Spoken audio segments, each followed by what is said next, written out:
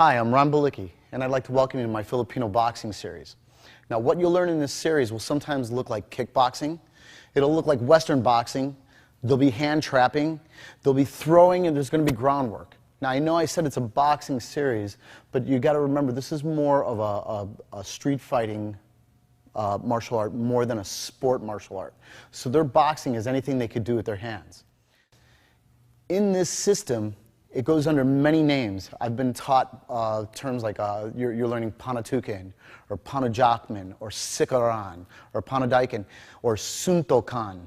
Now, there used to be a big term for them was suntokan. The word suntok means to punch. But they kind of felt when they brought it over to America that it sounded a little too much like Shotokan, so they changed it and they said, you know what, let's just use panatukan. Okay, so you'll hear me give different names, and the reason why is my instructor, Dan Inosanto, he had many influences, and they were all from different parts of the Philippines. And they've all had their little terms or just dialects that they would use. Now, a little bit of information about the Philippines, there are over 7,000 islands that make up the Philippines. And there's usually about 3 tribes per island. That's 21,000 different dialects, or systems of martial arts for that matter. So everybody kind of puts their own little spin on it, and we try to honor it, and I might have 2 or 3 terms for the same thing we're doing, so just kind of forgive me for going into that. But if you're teaching, I think you should know it, that you should kind of know where it comes from, and that's what I was taught by him, and I'm going to try to pass that on to you. Okay, so early in, I would say the early 1900s, during the American occupation of the Philippines, I want you to think back, and you remember there was like Gentleman Jim Corbett or John L. Sullivan, and the hands used to be more out a little bit. So because of the weapon influence of the Philippines, they started to bring the hands in. Now, that's one of the things about the Filipino martial arts that I find really funny. When anybody ever talks to me about it, they go, oh, you do that stick stuff. It's a lot more than a stick. To me, for me, I have to say this, out of all the systems I've ever done, and I've done a lot of them, it's the most complete system I've ever seen. It will handle everything from the staff, to the stick, to double sticks, to knives, to swords, to firearms. And then all the way into empty hands and wrestling. And to me, it doesn't glaze over or just kind of skim over different sections. It has a thorough, in-depth section in every one of those areas that I've mentioned. And I've seen a lot of other systems say, oh, well, we really don't do that. We don't do that in our system. And that's one thing I like about the Filipino martial arts, is it does go into it.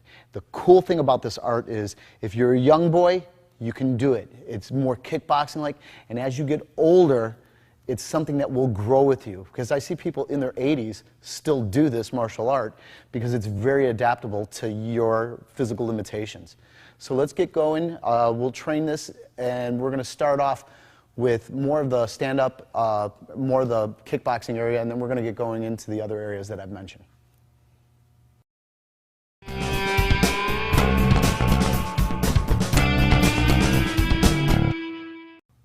Okay, so coming into the system, usually before class we'll salute in. I'm just going to go really briefly over this just so you could see it and so you know it. It's still good to have respect. So the first salutation that we're going to do comes from the La Costa system. Now, my instructor, Dan Inosanto, utilizes this method. And it's really short, it's pretty simple, but I like the meaning behind it. Okay, so what they'll do is they'll come down on a knee, they'll put their hand open under the heart, and they'll put a fist above their forehead. Then they're going to change it, and they're going to put the hand to the ear and a fist to the floor. And then the third position is it goes right back where it was, and then they stand up, and then they cup the fist. So what I like, just to kind of put this into someone's head, why we train this art is more because we preserve life. We cherish life. So that's right into the bow. So the words that we'll say with it, and this is an abbreviated salutation. There is a 12-count salutation, but we usually use this 4-count for class. So it'll start like this. I come with an open heart and an open mind. I acknowledge the hand of friendship is superior to the hand of war. I'll take what we learn into our heart and mind, and may we shed no blood. Now, to explain this, I think it's pretty self-explanatory, an open heart and an open mind. The part I'd like to explain is the fist usually represents war, the empty hand represents peace, so it's always higher. It's always stands taller and more true than war. War is always the last resort, that's why it's lower. So we bring it back into our heart and mind, and then may we shed no blood. This is the preservation of life. So we present it as if it's a cup, and this is my heart, and it catches the blood because we don't want to shed any needless blood. Okay, so that's the Lacosta salutation. The second salutation that we'll do is from the Lameko system of martial arts. And I'll do it without the terminology first, and then I'll explain what the bow is about. So what they'll do is they'll come down again on the knee, they'll touch the head, they reach out, then they'll touch the head, then they stand up, and then they put their hand down. And what they're saying is that it's knowledge, loyalty, respect, then I'm ready to train, instructor. So the terminology that goes with it is karanugan, pagalan, katapatan, nakahanda, sapaksisanan, guru. So if you know anything about the Filipino culture, if you were a youngster or a younger person and you went up to an elder, you would kneel and you would grab the hand and you touch it to your head, and then you give the person their hand back. And what that is a sign of respect to the knowledge that they have, that you honor it. So you would grab a person's hand. So that's what this whole bow is about, is you touch your head, then you grab the hand and you touch it to your head, you give it back to them, and then you stand up and you're ready to train. So I just wanted you to see those two bows. And it's not that I want to impress that upon you that you have to do it, but I just feel that it sets the tone for how we feel in our training.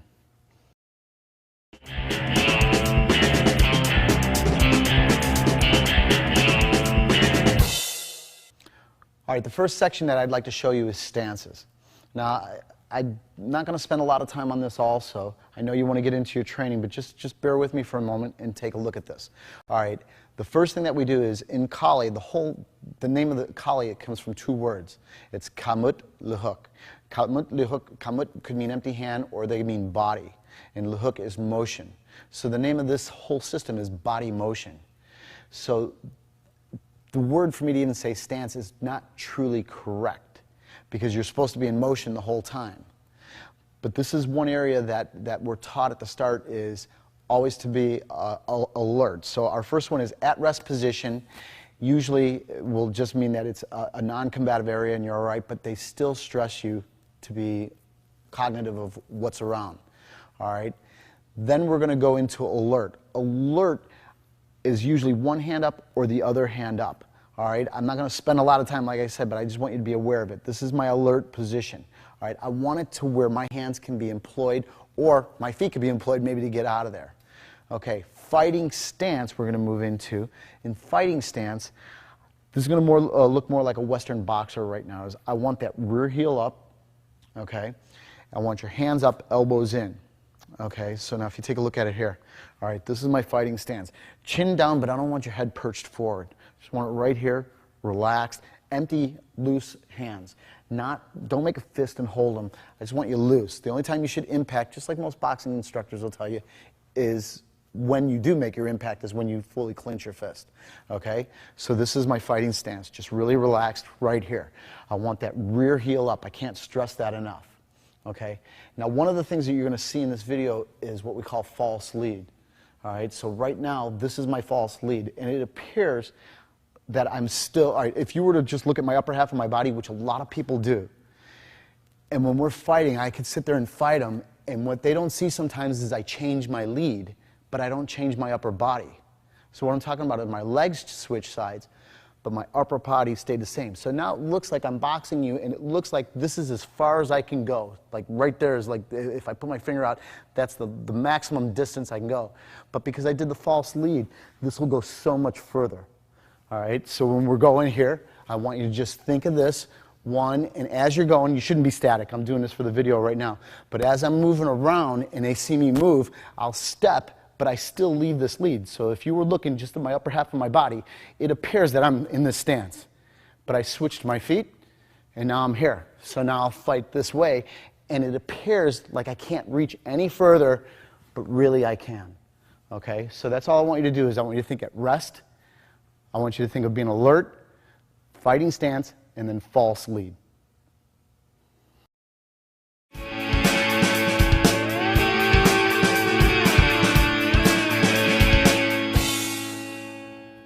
When I look at this DVD series, I look at it as a training method for you to start to teach.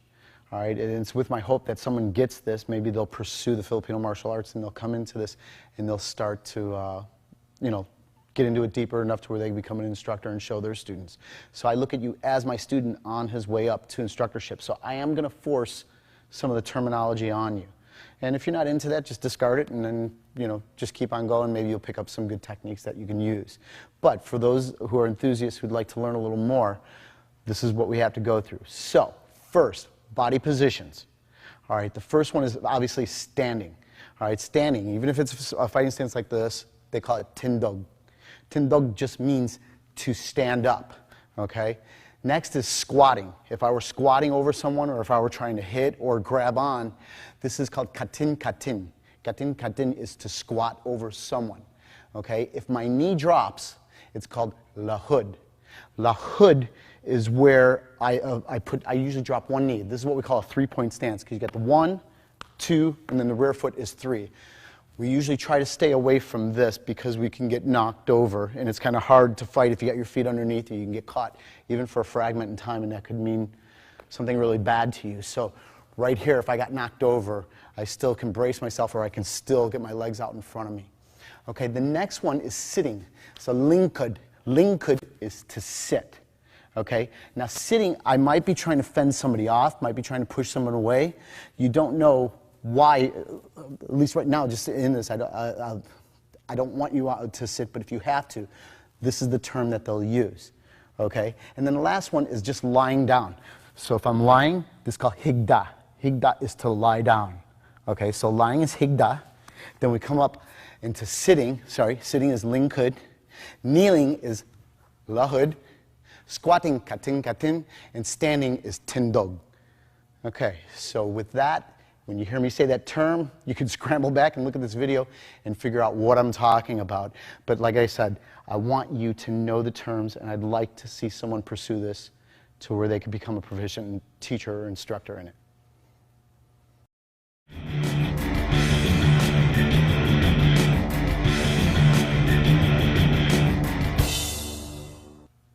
One of the things I love about the Filipino martial arts is the way they break down someone's defense. Okay, we call it creating an opening, and I'm going to go over a few of them. So Willie's going to come in. All right, the first one is the stop hit. Now the stop hit's great. All right, if he were to go, remember I talked about that at rest position? So if he comes in a little bit, and if he's going to punch, he'll go from the at rest, see, and they'll just shoot that in. That's the first one. So when I'm there, I'm at my ready, and I can stop hit him. I could do it from here also. If he goes in, I can just throw the punch in. Okay, you'll be surprised how many people you can back up, even if I can't touch them. If I just keep kind of putting that out there, you'll get somebody to back off you a little bit. Okay, the next one that they go over is, we'll just say the hand pat or the hand trap. Okay, so right now, if he has his defense up, maybe he's just really good, solid guy, he's got it up, they'll just trap in. So come on in a little bit. They call us a tapi. All right, a tapi or tapi, it means to tap or slap. So right there, I could just trap the arm and hit. Okay, sometimes they'll take both arms. So let me swing you this way.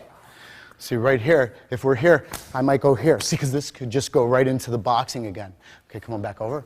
Okay, so that's, we'll say the hand pat for this.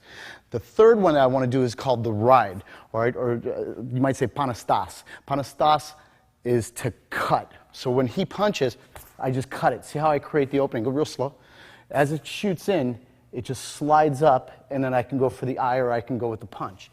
Okay, so our number 3 is to cut the line. Okay, the fourth one is just a simple block. And maybe if he hits the stomach, and I just block it right here. Because every time he goes, it affords me the opportunity to kind of come back at you. Okay, so just to block it. Okay, the fifth one is more of like it's a false attack. Okay, so what I do is I act as if I'm going to go at him. When I get him to overblock and open, I can go. Or if he goes to pat my hand away, see how he's patting the hand away, and then I could come around it. Once I make him commit, it creates an opening for me to go in. Okay, going on to the 7th one is changing of attacks, or we say engaño.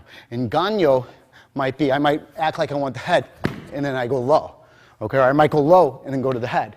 I might go high and kick to the leg. You don't know which one you're going to use with engaño. Okay, then we also have footwork. So right now, if he's going to go and if I want to punch, maybe I change it and then I just punch in. Okay, one more time, I just change the line and I hit in. So this is utilizing my footwork to get myself to a safe place to be able to strike back. There are no safe places, but anyway, just move out of the way.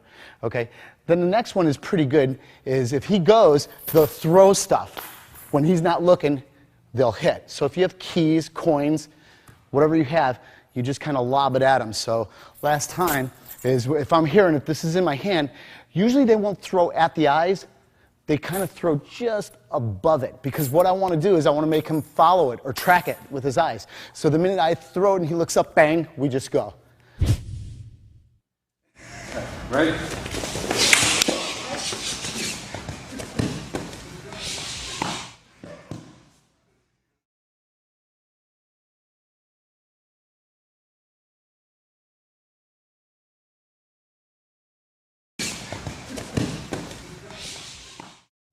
Okay, so that's going to be my number 9. And then the last one, 10, Willie's going to love this one, is this. When he comes in, I spit. So and then I just go. So if I can get him to blink, that creates the opening for me to come in on him.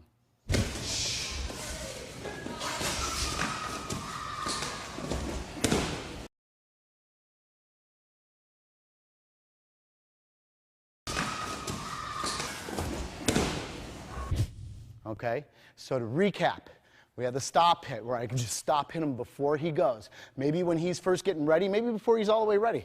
If his hands are down, bang. If I know it's going to go, take the shot. All right, next one, his hands are up. I just trap. Now I can go. Okay, the next one, come on in a little bit, is when he punches, I ride it. Okay, so I just cut in. Okay, so that's the ride. Okay, if he comes low, I can block it. Or even high, I might just block it here and then attack back. If I know that when he attacks, he opens up, I might just go for the block, okay? Then the next one is going to be engaño. So I go, whoop, and then I hit low, okay? All right, then footwork, when he goes, whoop, I just change my angle, and then I take the attack in, okay? Then we're back to the throwing objects, which I don't have. Can you grab that for me one more time? Thanks. So right here, I just go like that, and then I'm just going to come in with the attack. All right, and then the last one is spit. When he blinks, bang, I just go. Okay? So that's the 10 that I want you to know for just creating an opening.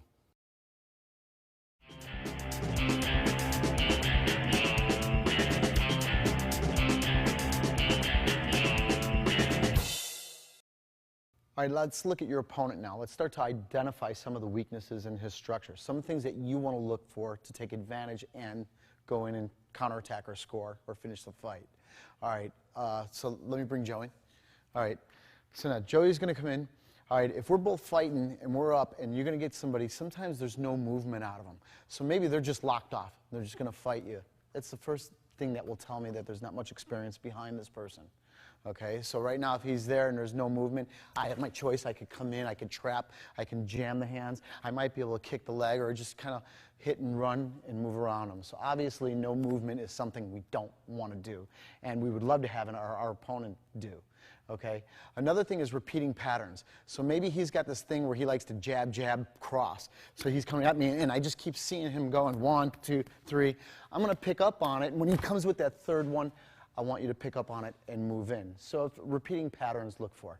Okay, one of my favorites, and I see a lot of people do it, are we're going to go into dictating patterns. So you'll get guys, and I'm going to do this to you, but they'll fight you, and they'll move, and they'll go to punch, and they go tap, tap, hit.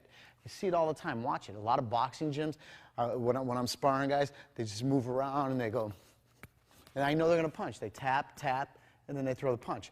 Some guys will take a big breath in before they throw the punch. Some other guys will go, and they'll exhale. Some guys will raise their shoulders. I know they're going to punch. Some guys kind of come back because I know that they want to come in and kick.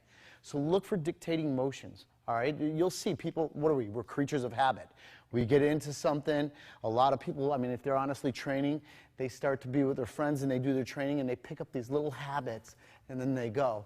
And you find yourself doing it even, I mean, if you're training, right, you're training to fight, you're training this motion, you're burning it in, you're going to do that, okay? So another one, poor stance. Now, when I go to poor stance, first one is, I'm going to say it's too narrow. So if maybe they're walking a tight wire, look for this. All right. Sometimes you can take the angle and you can really trip them up. If they're walking a tight wire, you'll see if we're in here and I go like that and I get the slap and he starts to move, yeah, he'll cross the feet. So if I'm here and I pat like that, sorry, Joe, all right, and see how he crosses. Now he's really in a bad position. He could go down, not because he got hurt, but because of his bad footwork. And once I get him on the ground, obviously I'm in a better place.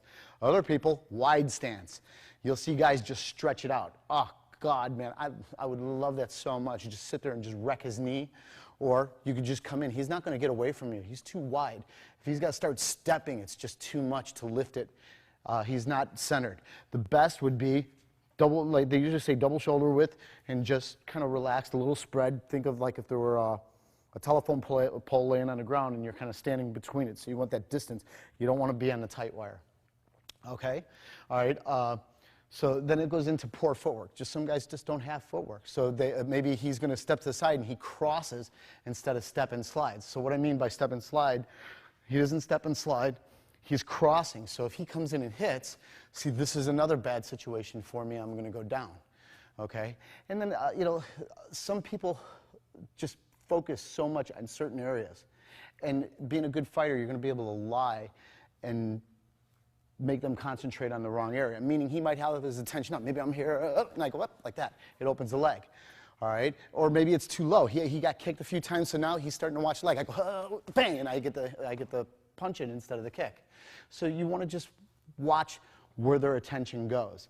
You know, some people tend up being lethargic, and you'd think they wouldn't. You're in a fight, but maybe it's just overwhelmed, and they just lock up and freeze too. So that would, to me, that would be no attention span. I mean, at least someone, if they had it high, they might have some defense, or low, but I've seen other people just lock out and freeze and just get hit because of that. So just be aware of that. And it's just, I just want you to see some of the openings that you go through while you're fighting, or some of the openings that you can take advantage of.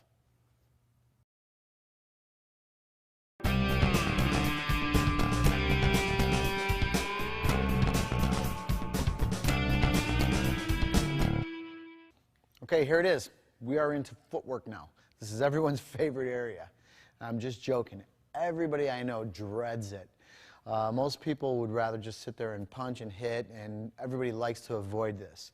So what I'm going to do is I'm going to try to give you some stuff that will kind of make it a little bit fun. So just kind of bear with me. Let's get through this together, and I know it's going to help your game, your fighting game. So let's start off. I put this triangle down. We're going to get to that in a second. Not yet. First, I'm going to go over basics. All right. In your fighting stance, I want hands up and ready, all right? Now, I'm going to move my hands around a little bit just so you can see my face while I'm talking instead of me being here. So kind of just bear with that. It's not that I'm that sloppy a fighter. I just want to make sure that you could see me and see what I'm trying to show you. Okay, so now, I want your hands up. Don't drop them. Don't be down here with it, all right? So the first one is we're going to take a step, and we're going to slide the rear foot. So now I'm going to go back. I step and slide. So that's my first in the series. The one we use probably most frequent is either to go advance someone and then retreat. So again, advance, retreat, advance, retreat. Now I want you to double advance. So you're going to step, slide, retreat, step, slide, retreat. Okay, again, advance, advance, retreat, retreat. Okay? So now, the second one, I want you to slide and then step. You see it? Slide, step. Slide, step, retreat, slide, step, retreat. Okay? So you can either do it single or double. Everything is, a lot of times we push a student doing it double because sometimes one's just not enough. You got to really get away from somebody. So I don't want people to get too used to going, oh, I'm here and that's it. If the person's still running from me, sometimes I've got to keep coming at you. Okay? All right, so first one again, step, slide. Step and slide back. Okay, again, step and slide, step and slide. Next one, I push advance. 1, 2. You see how I'm right off that rear leg, it's kind of spring-loaded, and then I just jump forward and then return. I can go 1, 2, 1, 2. Now, whatever we do linear this way, we can do horizontal. So I go 1, 2, so that's step and slide, or I could push and push. Okay, so push advance, or push advance. Okay, it's actually not advance, it's side to side. That's okay. All right, so or we could double it up. I can step and slide, step and slide, step and slide, step and slide. Push, push, push, push. So we have forward and we have backward.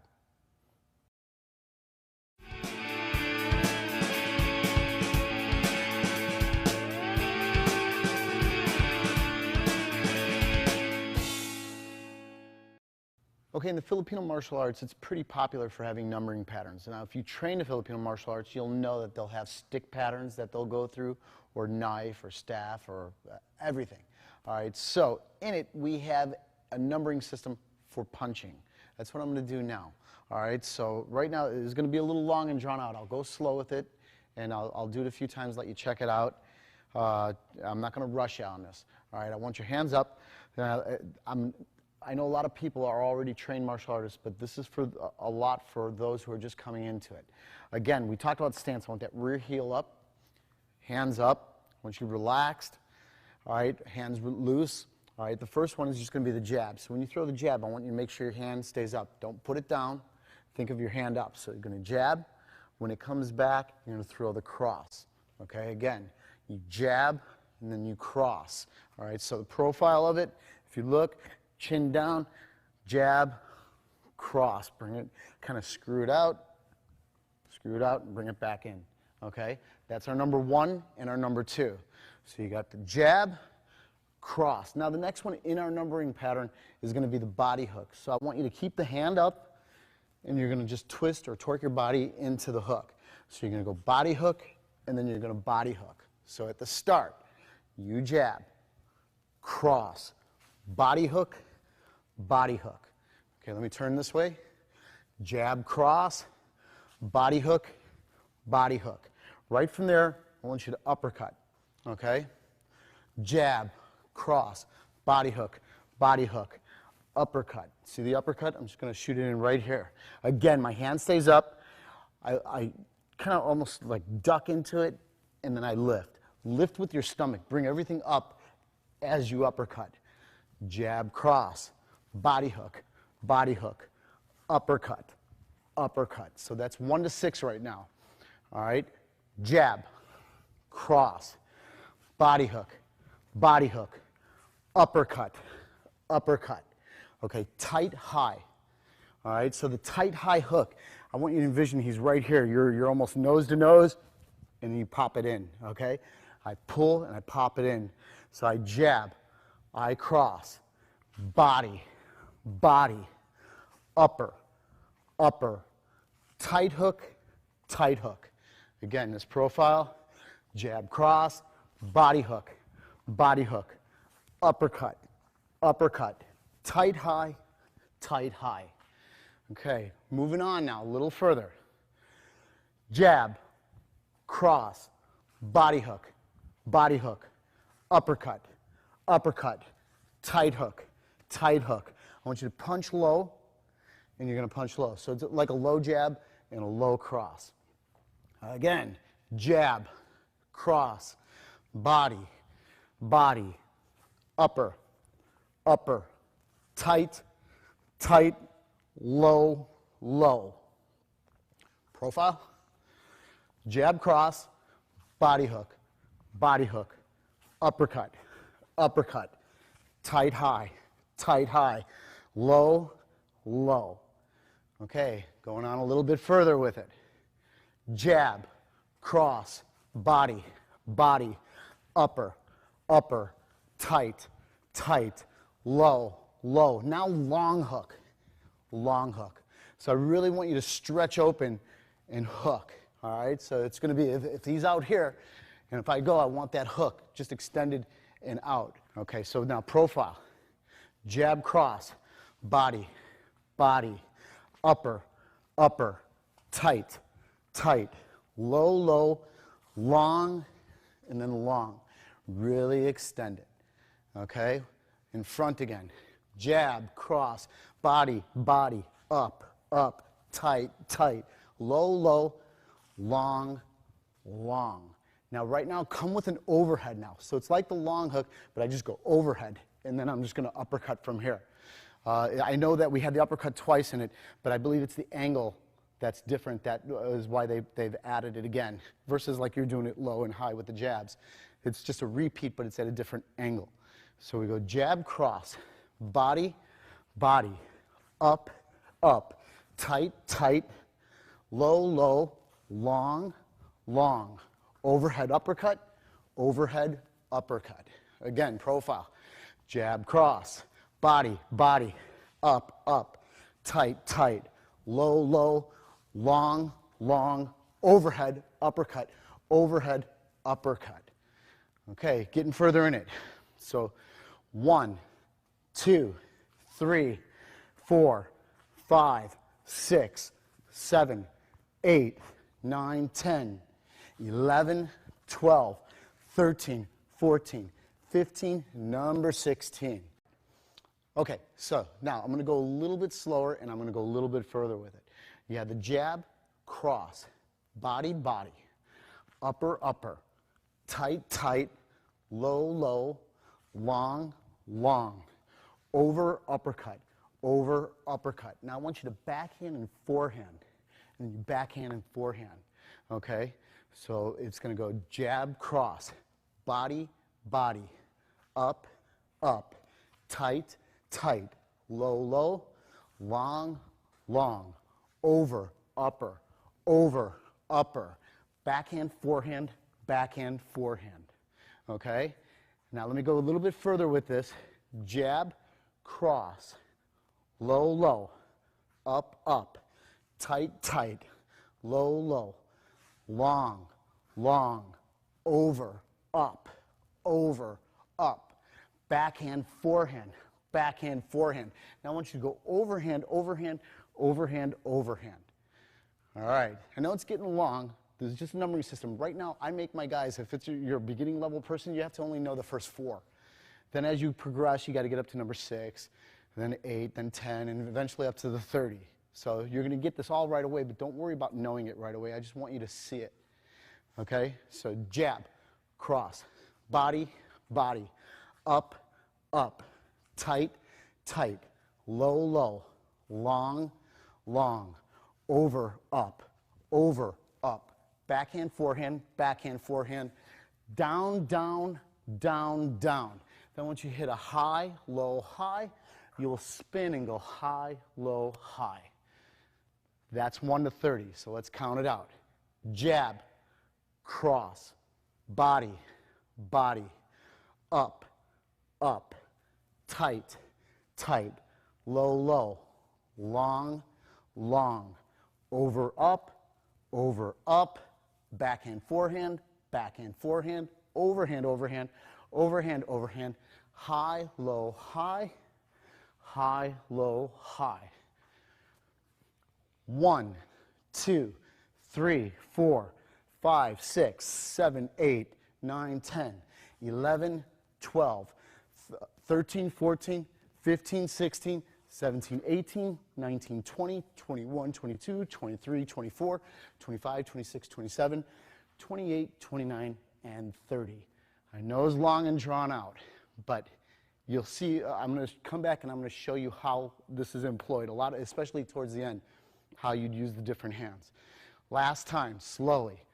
Jab, cross, body, body, upper, tight, tight, low, low, long, long, over, up,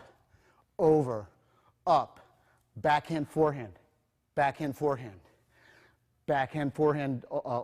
backhand, forehand, overhead, high, low, high, spin, high, low, high. That's 1 to 30 in the series. Now that you have the 1 to 30, I'm going to briefly go over targets. Now, I know you know this, and most novices even know what a jab cross is, but just let me briefly run over it. As it gets into the higher numbers, you might want to see what I'm doing. So Willie comes in. All right, obviously the jab cross are at the face. Okay, so if you were to jab and then the cross. All right, so the first ones that we did were the body hook. So he might hit the body, or he can rock to the other side, hit the body. I know you know this. I'm not going to insult you with this. Let's just go a little further. All right, so it was the jab, the cross, the body hook, the body hook. Then he had the uppercut and the uppercut. So the uppercut can shoot in right between the hands. All right, it's pretty good. Most people are open to the uppercut because the arms V, it just makes a nice little funnel for me to slip through.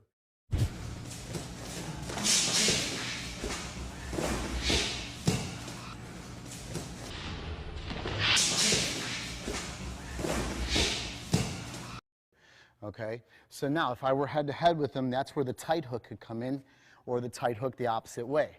Okay? So remember, we had the jab, cross, body, body, up, up, tight, tight. Now, the low hit could be the body punches. Either he could jab the body or cross to the body. Now, I know it's a repeat. You had the jab, cross to the face, but there's a different target, jab, cross to the body. Okay? Then the long hook. All right, long hook, if I'm out here, I think I'm safe. Maybe he fakes me a little bit with that jab, and then he long hooks around it. Or he could just swing it out from the rear. Okay?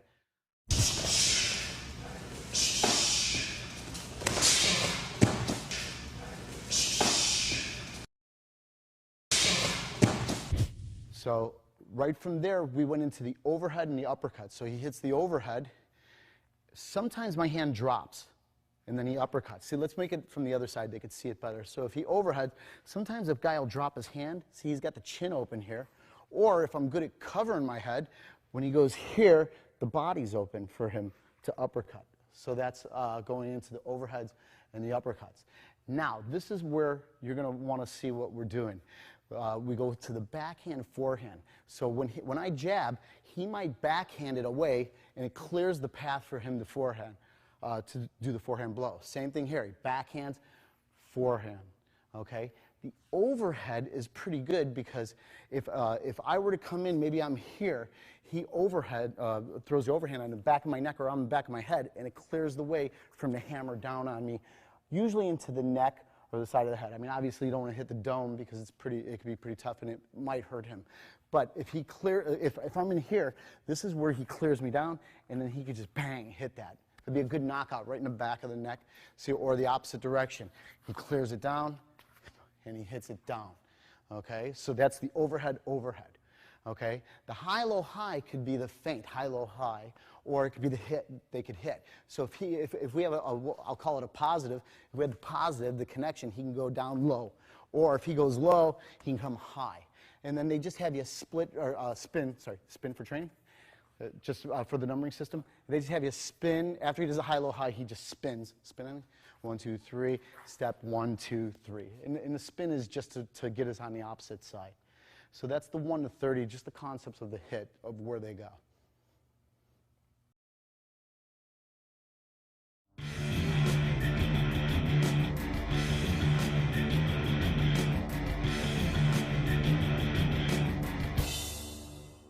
The next thing that we're going to come into is the triangle. So triangle footwork. Very basic. I want you to step on a 45-degree angle. So right now, if I'm at the point, or the center point, it's not the top point or the bottom, it's the center point. I step on a 45, I'm going to step back, I step on a 45. Again, I want your hands up. So you're just going to go right back and forth. Go to the left, go to the right. Pretty simple, not too hard. Left, right. So 45, 45. I'm not going to spend forever on it. I know you can get that. It's pretty simple. Now let's reverse it. Step back on a 45, step back on a 45. So right here, this is it.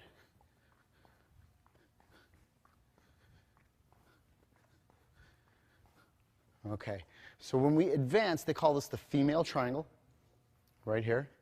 When we go back, it's the male triangle. Okay, so right there, that's the female and the male triangle, going to the left, going to the right. Now, I just want you to go into circling. So we're going to lose this triangle for a second, don't worry about that. And I just want you to just curve, and you're just going to step and curve. It kind of looks like the Muhammad Ali thing a little bit, and then we'll reverse the direction and just curve. Okay? Those are the two that I want you to go into now. Get those down. They're going to help you a lot.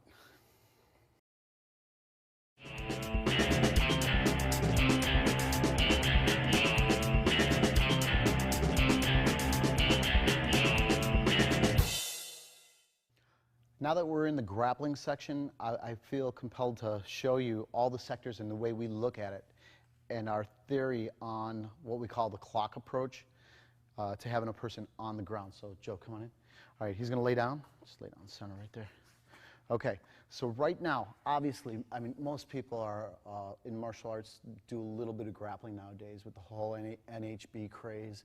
And I'm probably telling you stuff that you already know, but just for those who aren't grapplers and want to have a little idea of what we do or how we look at it, this is where we're going. Okay, we have the overturn, Joe being face up. All right, this is what we call the overturn position. I am going to be across body. Now, we try to think of sternum to sternum. I don't want to be here, and I don't want to be past it, stomach to sternum. So when you do this, I want you to think of having your weight down on them. Some people don't like the knees bent. Some people put them back. That's okay. It depends on what you're doing. There are times where you'll have to climb the person a little bit. Okay? So from this is paying attention to what we're calling the upper body portion. So now I can put my weight into him here. You see it? I kind of stretch that one leg back, post here, and do you feel that in there? Talk to me a little bit. That's hard. Yeah, so it's a little bit, it's a little winding, and that's part of what I want, is I want him to have a hard time, like he's fighting to breathe and fighting me at the same time. Okay? All right, so now, obviously I can go left and right. I won't do that right now, but just, you get it. We can transfer sides. Okay, so we'll also turn, depending if I know there are no weapons involved, we will turn and we'll pay attention to the lower body. Let me twist you a little bit this way. Okay, so there are times I will be here. I know he can hit me. I'm aware of this, and I always hear people say, well, what if he hits you? He can hit me anytime he wants. There's dangers when I'm this way also. Okay, so right now, a lot of times they'll hide on this leg, and sometimes they'll just grab in here and hold. We're not going to get into all the locking. I'm just telling you why I'm doing this. So we'll pay attention to what we call the lower body. Sometimes the lower leg locks will be in here also, where I just stay low and I try to like put a little pressure on the knee here. Okay? We also have the mount. Some people call this the schoolboy position or the schoolyard, because when you're a little kid and a guy gets on you and he starts to wail on you. Okay, so we're going to go into this position a little bit. And then we have what we call nowadays the guard, because they say both knees are guarding the kingdom. Okay, so we're going to deal with this position also. So I just want you to be aware of where we're going. Flip over. So now I can have him down, face down on the mat. So you know that I can mount, or I could just work everything in here. I'm just trying to like make you aware of where we're at. Now, anytime I want to roll him over, or roll back over on your own. If I'm here, and every system has an arm bar. Ours is no different. We have it.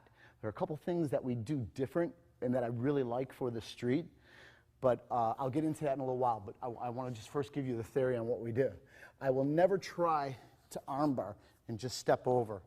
All right? He's not going to stay there. He's going to fight, spin, do whatever he can. So in our system, what we'll do right from here, if I'm here, I try to roll them up onto his side, then they take it, then they'll fall back into the arm bar.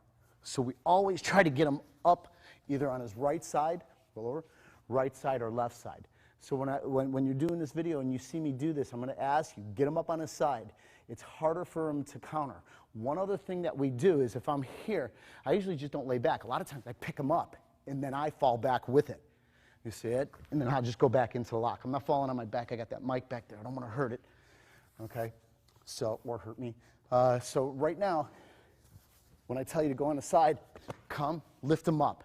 This puts it on. See, I can put other locks on and then fall back. But I just don't step over with him here. He's not going to stand for that. He's going to counter me, and he's going to give me a fight. Okay? So remember, upper body, lower body, mount, guard on his left side or right side. I can't stress enough how important it is for you to be aware of these sectors and how to deal with it.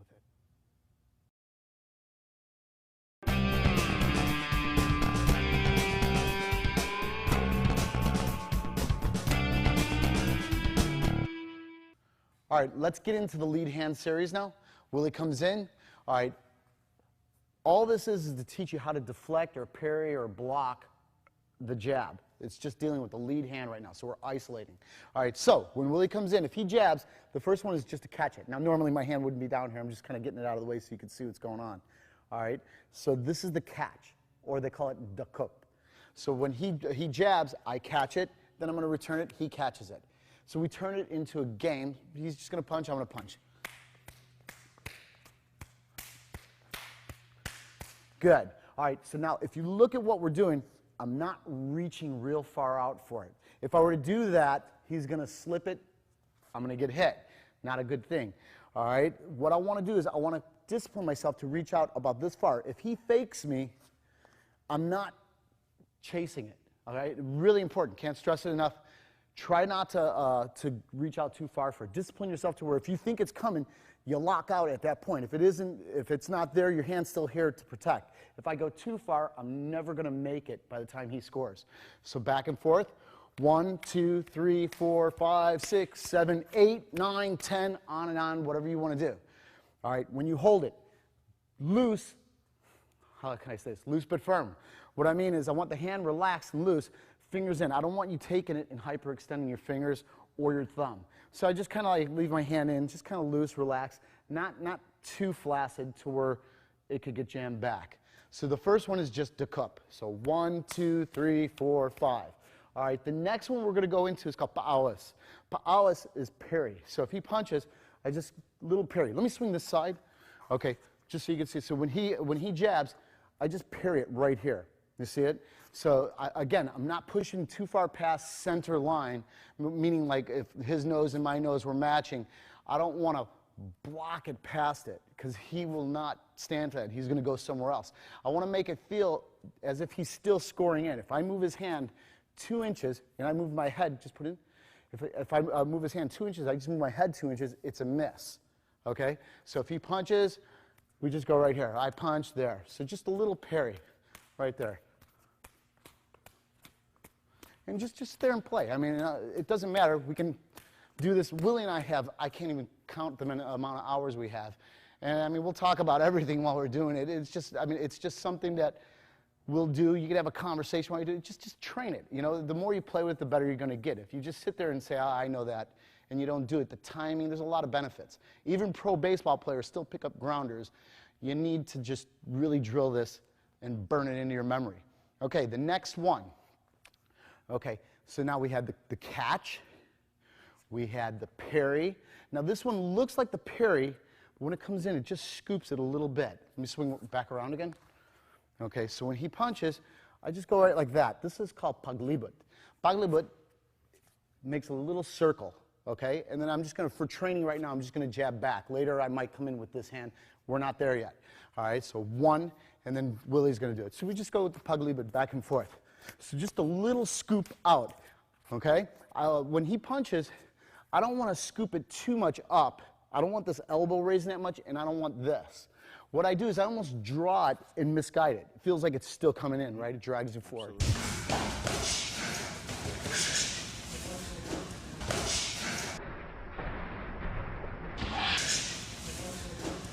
Okay, so when he goes, 1, 2, 3, 4, 5, 6, 7, 8, 9, 10. So the paglibot, just a little scoop. Okay, that's going to bring us to our next one. Now there are times I will do a big scoop. They actually call this waslik. Waslik, the way I was taught the term, is if a fly landed on your arm and you kind of flick it off, brush it off, or there are crumbs on the table and you just swoosh it off, that's waslik. It means you're kind of throwing it away. Now the difference between that and paglibot is the paglibot just does a little bit. The waslik throws it. So if he punches, I just go like that. So we go back and forth, 1, there. So this one swings it out. Now the reason that I feel it works and I'm not going to get hit with this is he's got to kind of catch his arm. When we really get into it, I throw it and then I'll return back. Okay? So you just throw it out. So it's like paglibot, a little stronger. You want to get that flick out. And his arm, he's got to catch his arm before he could come back with the hip.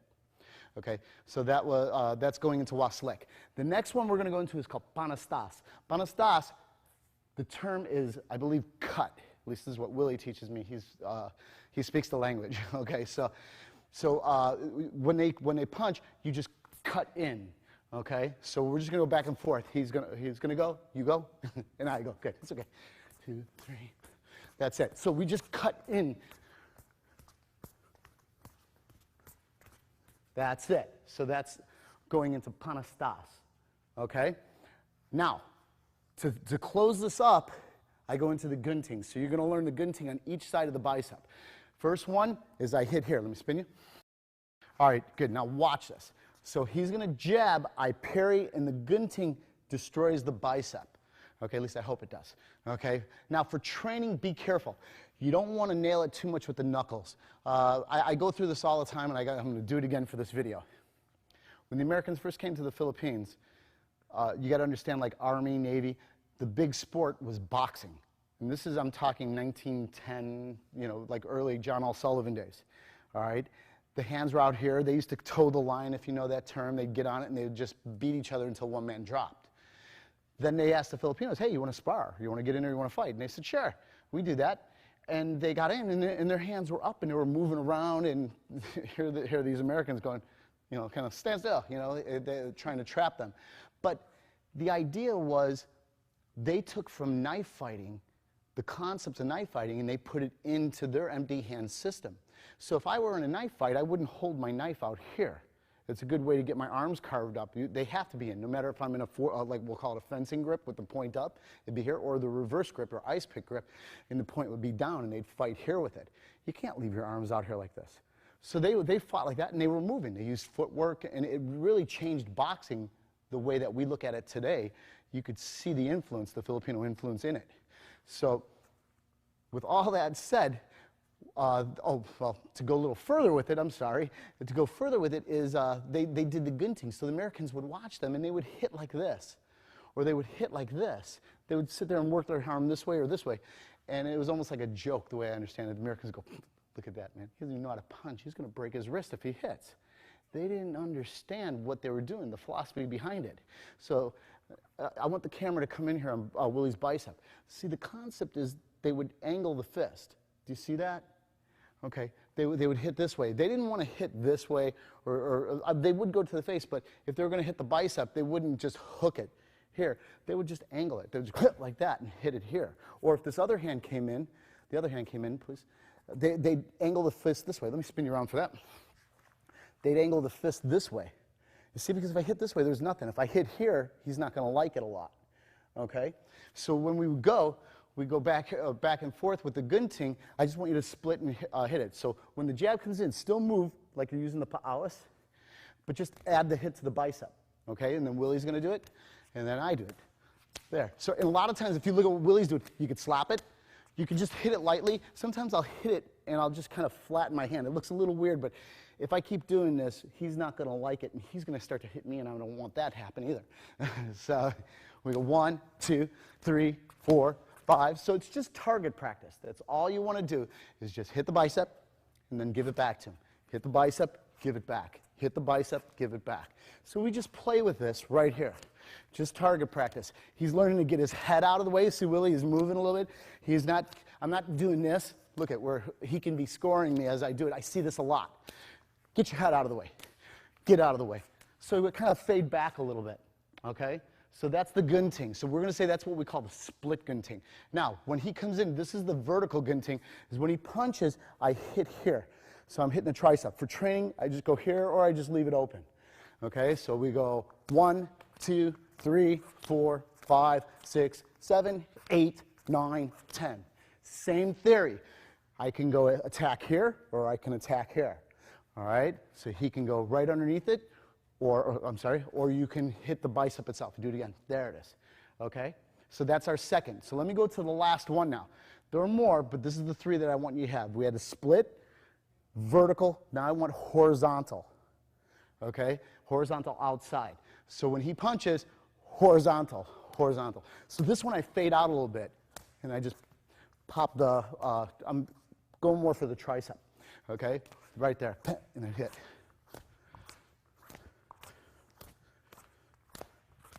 That's it, okay? So now, here's the big thing that I've heard out in the martial arts world. A lot of people are like, oh, that stuff, it really doesn't work. You know, when's the last time you've seen it in like the UFC, the Ultimate Fighting Championship? When was the last time you've seen it in whatever kind of fight? The thing that I say with it is, even though it's out there, there's a lot of people who do Filipino martial arts, I don't feel a lot of people truly understand it. I don't know if I fully truly understand everything in it. I'm still researching a lot. But by my training with my guru, Dan Inosanto, he'd always impress upon me, don't stop and see what, you know, if it worked or not. I always call it admiring your own work. Don't admire your work. If we're here, and if I go like this, and I go to look to see if it worked, and it didn't, he's going to clean my clock. You need to keep going. If he goes, or if I go, I need to just keep going. And if it got it, it got it. If it didn't, it didn't. You don't know if it's going to work or not. But the idea is, all I'm trying to do is open up the line. I'm trying to get him to pull that arm back a little bit. If I go pat like that, it might open up the line for me to go. If I stop to see if it opened up, I might suffer for it, even if I did damage it. Okay? You don't know. So you got to kind of just keep rocking and keep going with this. Okay? So just to recap all of them, we had the catch, we had the parry, you have the paglibot, you have the waslik, you have panastas, gunting split, vertical, horizontal outside. Okay? That's as far as I want you to take this right now.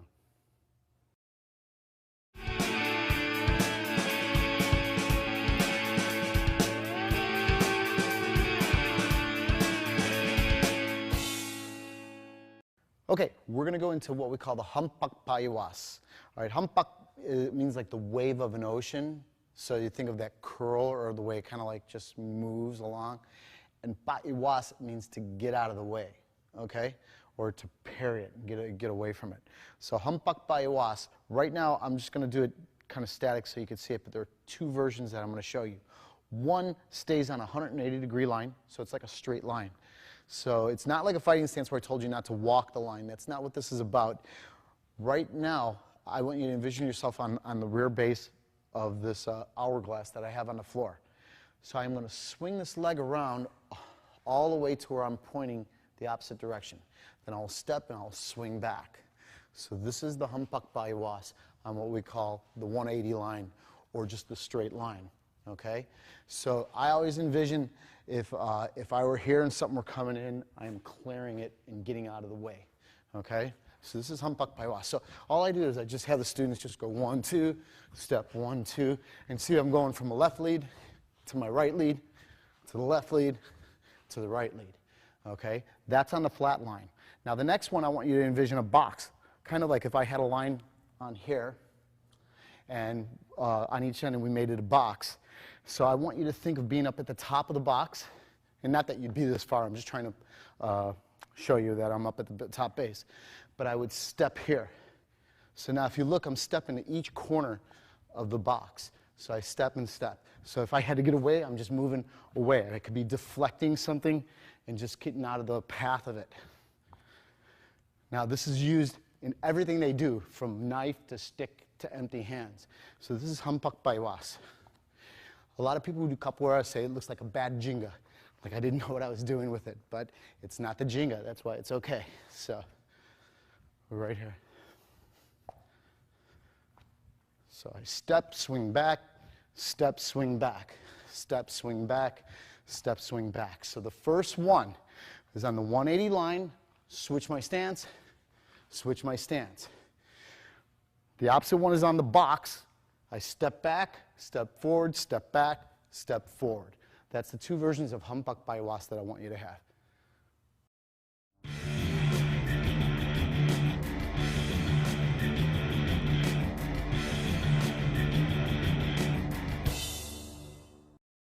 In the Filipino martial arts, kicking it's different. It's the only way I can explain it compared to any of the other systems like Jeet Kune Do or Thai boxing that I've studied that do a lot of kicking.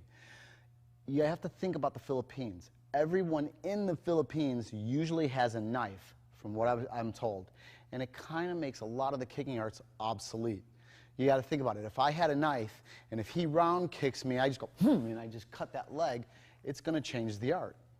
Okay, so a lot of the kicking in the Filipino martial arts is not to the head, usually not anywhere above the waist. It's like the waist and below. Because people have knives, they feel you're too off balance. If they have the knife, it's easy to stick you. Okay, so, and you got to think about it, they also have toe knives in the Philippines. Like if he's here and we're boxing, they just go poop like that. And if he has the little knife between the toes, he just punctured him. Or if it's reverse, the stance, they go poop like that and they just get you in the groin a little bit. And I'm sure if I had, there's something that's similar to a nail that goes between the toe. If I go like that to him, I'll bet you I just changed the outcome of the fight with that. Doesn't take much, okay? So let's look at a little bit of the kicking. Now the SIPA is very popular because it's pretty safe. Even if he has the knife, they go whoop like that and they can kick you. Okay, so this is the first one that I want you to have. The SIPA kind of sweeps in and kicks. Now the term SIPA just means kick. It doesn't mean like round, diagonal, crescent, anything like that. It just sweeps in, kicks. There's a game, if you know the Filipino culture, it's a ball and it's SIPA and they kick it. It's like hacky sack that we have, but it's a big ball and they have a volleyball net and they play. And all it means is the kick. It could be any kick. So that's the SIPA right there. Okay? Really, I would, and I would pop that in. Okay, so we're going to play a game. When I do the SIPA, it sweeps in. He's going to lift it, and then he's going to return the SIPA to me. This would stomp me into the floor. So I go 1, he lifts, bam, that puts me in. What this is teaching him is, in Kali, they have drills where I elbow, and if I were to elbow him and he returned the elbow back and score, they swing it and they give it back. You see it? That's covered in the hubad section when you cover that. But it's kind of the same deal here. When I kick, he doesn't let me get away with it. Just because I scored doesn't mean I'm down and I'm out. It just means he has to recover and keep going. Okay, so I like it because it's a conditioned reflex. Ooh, you got me, I'm going to get you right back. And I totally believe if they do get you, you paid for a chance to get them back. Okay, obviously, I'd rather you get them and them not get you. But if I did score, he off-balances me and makes me pay for what I just did to him. Okay, so that's the SIPA drill. So they'll go back and forth. It looks a little ridiculous, I think, but it trains you a lot. They just sit there and they just go back and forth with this drill. Okay, so if you get a chance, I'd like you to just work that with your partner for a little while.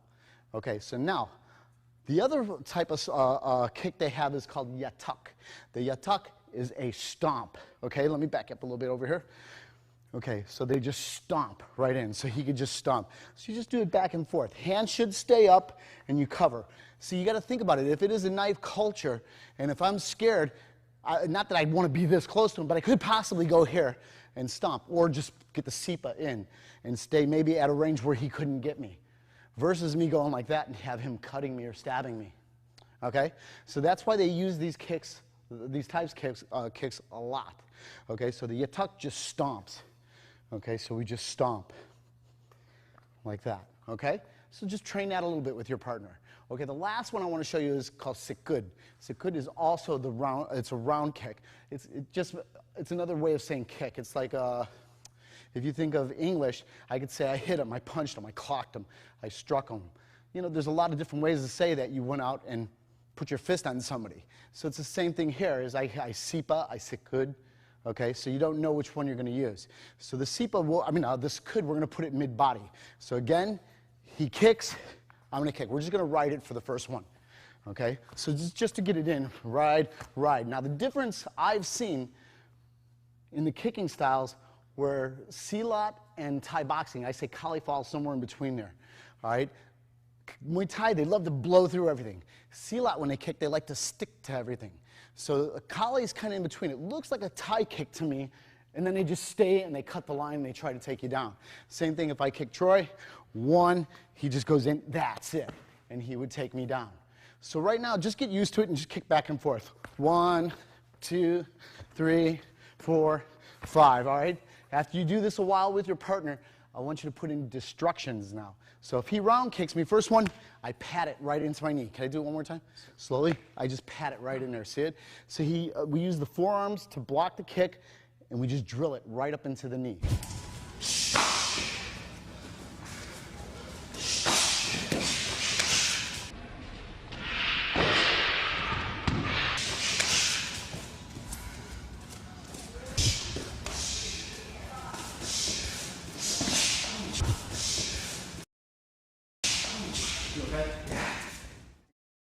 So Troy's going to do it. You do it.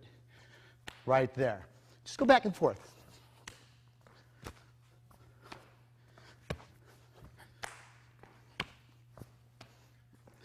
Okay, time. Okay, so now that's our first destruction. That's the most basic. Now we're going to use the rear knee. So I just drill that in.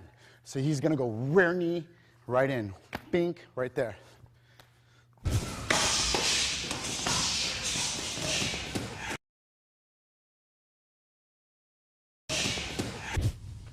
front knee, rear knee, rear knee, okay? All right, so now you have two. You have the concept of using the front or drilling the rear. Let's go to the next part. Now I can hammer and anvil, they call it. This one kind of scares me. They'll use this hand to cover, but they hammer anvil in. So if I do it to you, Troy, I'll do it to you. Right there, okay? So when he comes, I just go right here with it. That's it. So bang, they just hammer down on it. I feel this one takes a little more sharpshooting to get. Be careful, but train it. Doesn't mean you shouldn't do it. It just means you should train it more. Okay, so after we have the hammer and anvil, we're going to go back to just the front. When I pat it right here, but I'm going to add one piece to it. I'm going to pat it and kick the support leg. He is going to pat it and kick the support leg. So 1, 2, and just stomp it. 1, 2, and I stomp the support leg. Really, really slow. I pat and I stomp that support leg. Pat it, stomp the support leg. Okay, last one I want to show you for now is you're going to pat it, rear leg, side kick. So he pats it, rear leg spike, and then side kick the support leg. 1, 2. 1, 2. 1, 2.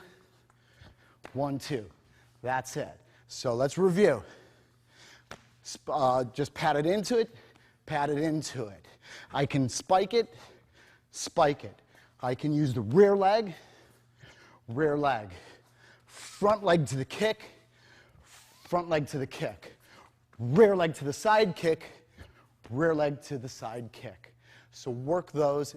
I think that you'll find that it'll help you a lot. It'll definitely make someone not want to keep kicking you if you do spike them and then counter.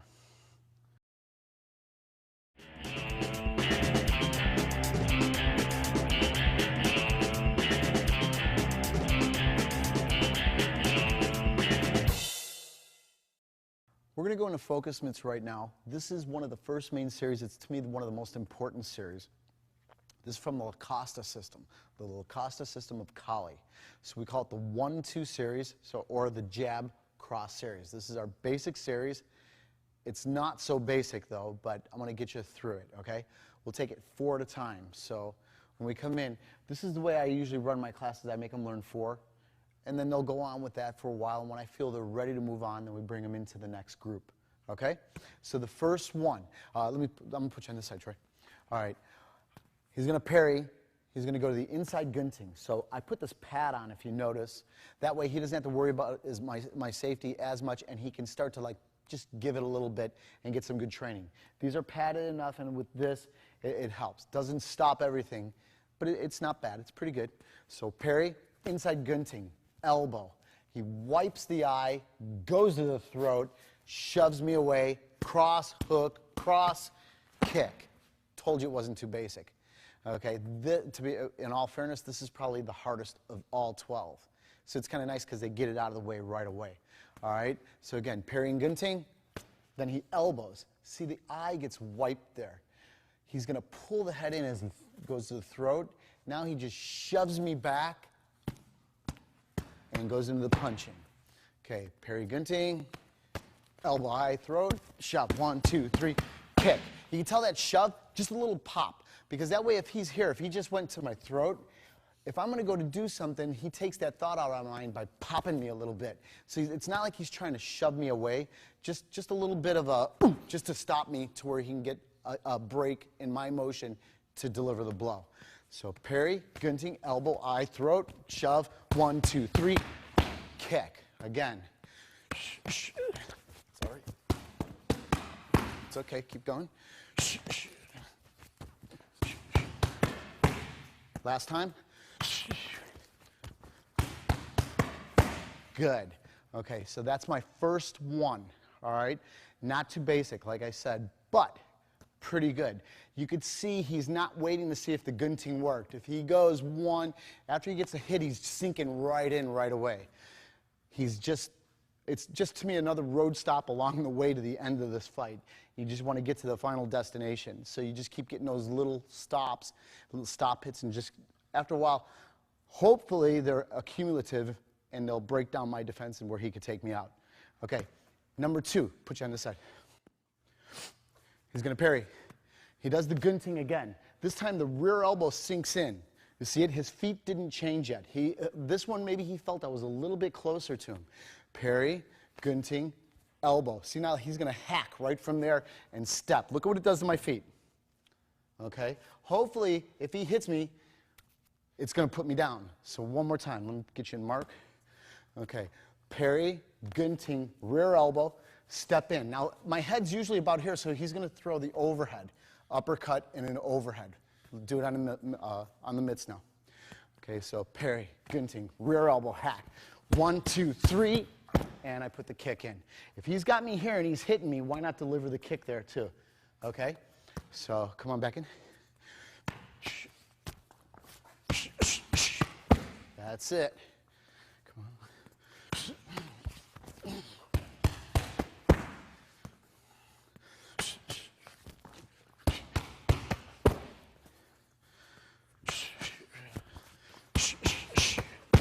One more time. That's it. That's the first two. So again, review. Come on in. First one, parry, gunting, front elbow, eye, throat, shove. 1, 2, 3, to the kick. Second one, parry, gunting, rear elbow, hack. Overhead, uppercut, overhead, kick. This lays the foundation for all 12. Now let me tell you the common theme. When I was coming up in this, my instructor would tell me this is the hardest and the easiest system to learn. I want you to think of this. With some people, they get it right away. Other people, it confuses them. So hopefully you'll get this. All the even numbers are going to be hacks. So whenever I say a number 2, right here, so it's an even number. He hacked me. All the odd numbers are going to be a push. Right here, see, he pushes. That's all the odd numbers. 1, 3, 5, 7, on and on, right? Okay, so you have the 1, you have the 2. Let me swing you over. Number 3, virtually the same thing, but remember I said number 1 was the hardest? Virtually the same thing as number 1, except you don't come in with the elbow. It's a long-range technique. 1, gunting, shove. 1, 2, 3, kick. Told you it was easier. 1, 2, 3, 1, 2, 3, kick. Again. Good. One more. That's it. Second one, the fourth one, easy. Parry, gunting, right to the hack and the step. 1, 2, 3, kick. Again, parry, gunting, hack. 1, 2, 3, kick. If you notice, each time he steps in, he's trying to trip me up as he's stepping in. Okay, just go a little bit. Good. Good. One more. That's it. So let's review all 4. Parry, close range, so you elbow. He did the throat, shove. Second one is with the elbow to the hack. He steps with the hack. Can't stress enough, step with the hack. Third one, long range. Fourth one, long range with the hack. That's it. So that's 1 to 4 in the 1-2 series.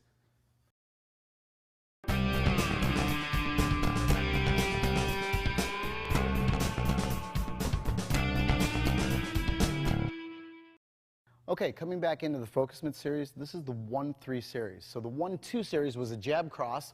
This is the jab hook. So we name it a 1, a 2, a 3. So 1-3 series. So Joe comes in. All right, the first thing I want you to do is I want you to just get used to him trying to hook you. So he's going to jab and he's going to hook. I just want you to cover. 1, 2. Put it on me a little bit. All right, time. The next part, he's going to do the same thing, but I jam the gun, meaning I stop that fist from firing. So 1, 2. 1, 2.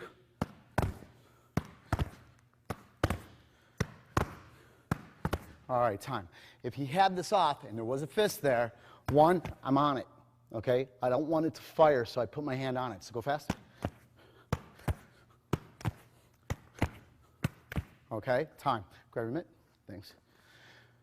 Okay, so from the 1-3 series, this is going to be 1.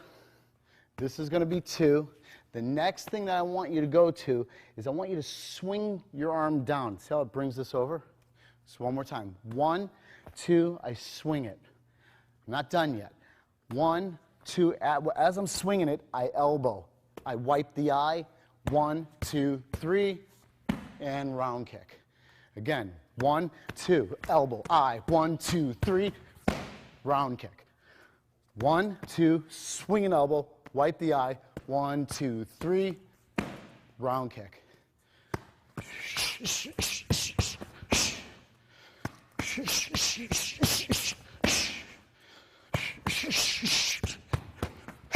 That's it. So slowly, 1, 2, elbow, eye. 1, 2, 3, round kick. So every time I elbow, I wipe back. Okay? Next one. Next one's going to look virtually the same, except this time maybe he hooked over a little bit.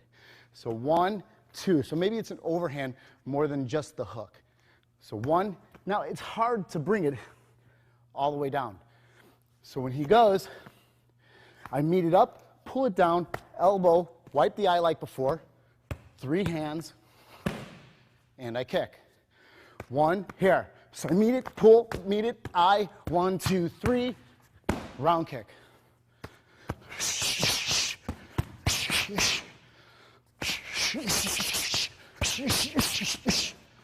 So slowly, 1, elbow, pull, elbow, eye, 1, 2, 3, kick. Now you got to understand this. The third one that I did, when it came, I wiped it down and elbowed.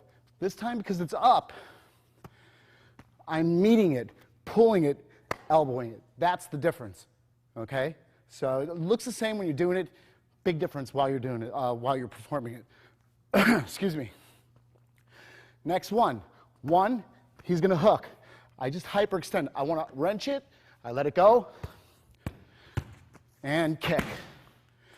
1, 2, hyperextend. 1, 2, 3, round kick.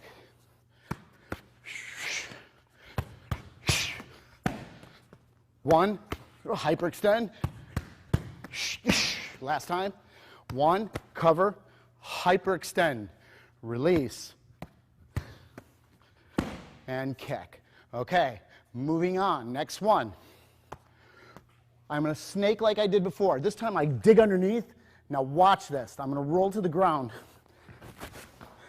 Now, if I were doing this, I would hold the lock, come over, and I put a chicken wing on him. For training, I'm just going to let go, come up. He'll stack the gloves. 1, 2, 3, and I just get up and clear myself. Let me do it again. 1, cover, hyperextend, dig through, sit and roll. Let's say I lost it. I didn't get the lock.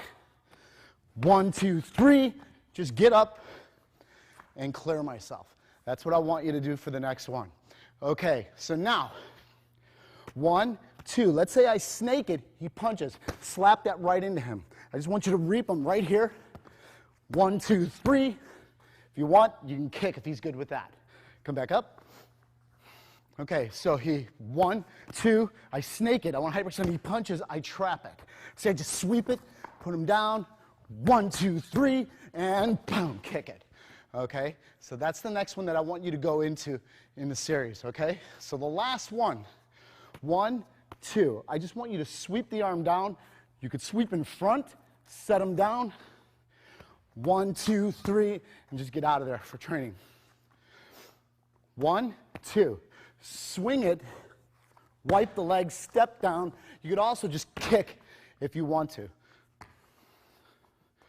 1, 2, swing, wipe, set it down, and boom, if you want. Or, I know I said this is the last one, but too bad, here's another. 1, 2, I could elbow, I can go to the back, pull it, and then I just let him hold. 1, 2, 3, and if you want to kick, you kick. Okay, so again, I elbow, wipe, 1, 2, 3, and I kick it. So that's the 1-3 series. It's always good to not just get stuck with four straight line arms. Sometimes you need that hooking and how to deal with that. So this will give it to you.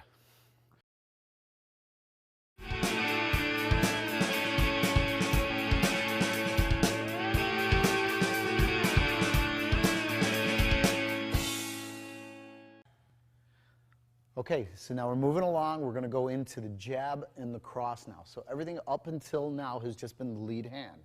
So Troy comes in. This is the 6 sectors that I want you to know. The first sector is going to be outside, outside. Do you remember the panastas, that ride? We go 1, 2. I'm just doing it on the left side and his right side. Again, 1, 2, again. So what I look for in this is I want to see when Troy puts it out there, I just don't want him to be comfortable doing it. I want to see a little bit of a jar in him when he goes 1, 2. So you feel that deflection, you'll see it in his body a little bit. Remember, I'm trying to score with this because when he goes in, I'm trying to slide all the way in and hit the eyes. So that's my first sector. The second one, I'm just going to pick it up 2 times.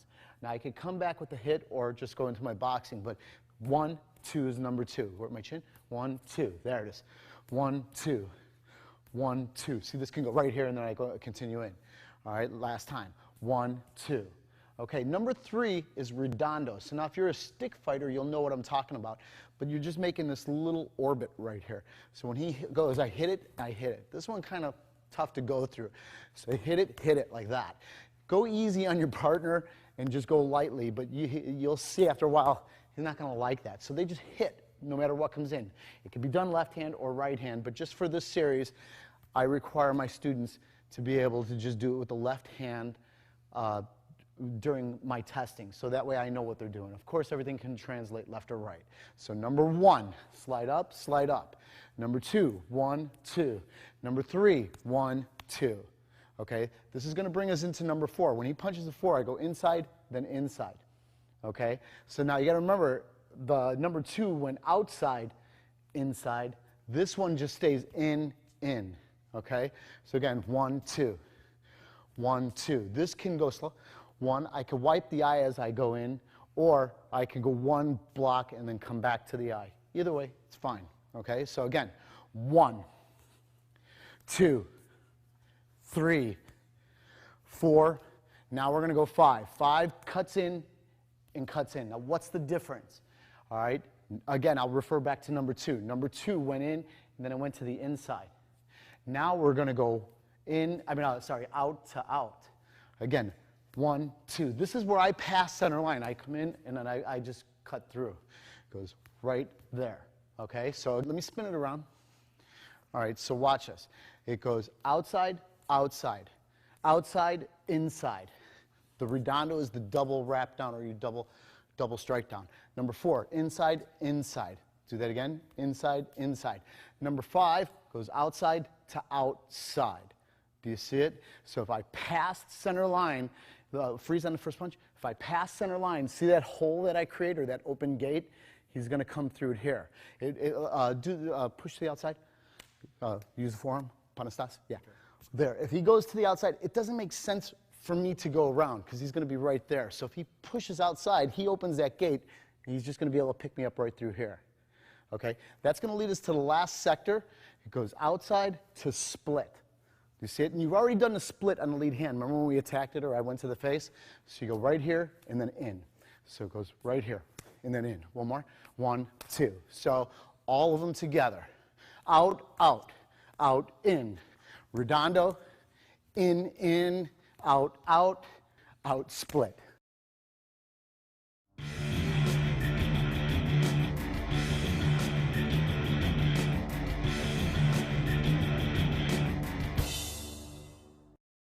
Okay, the next section I'm going to bring you into is called hubud. It's pretty controversial. Even the name's controversial. The term hubud means to get undressed. So you got to be careful who you say it to. We're not going to get undressed.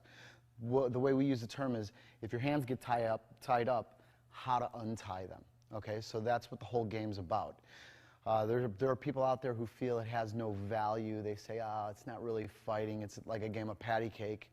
and I tend to disagree with them very much so. I use it a lot.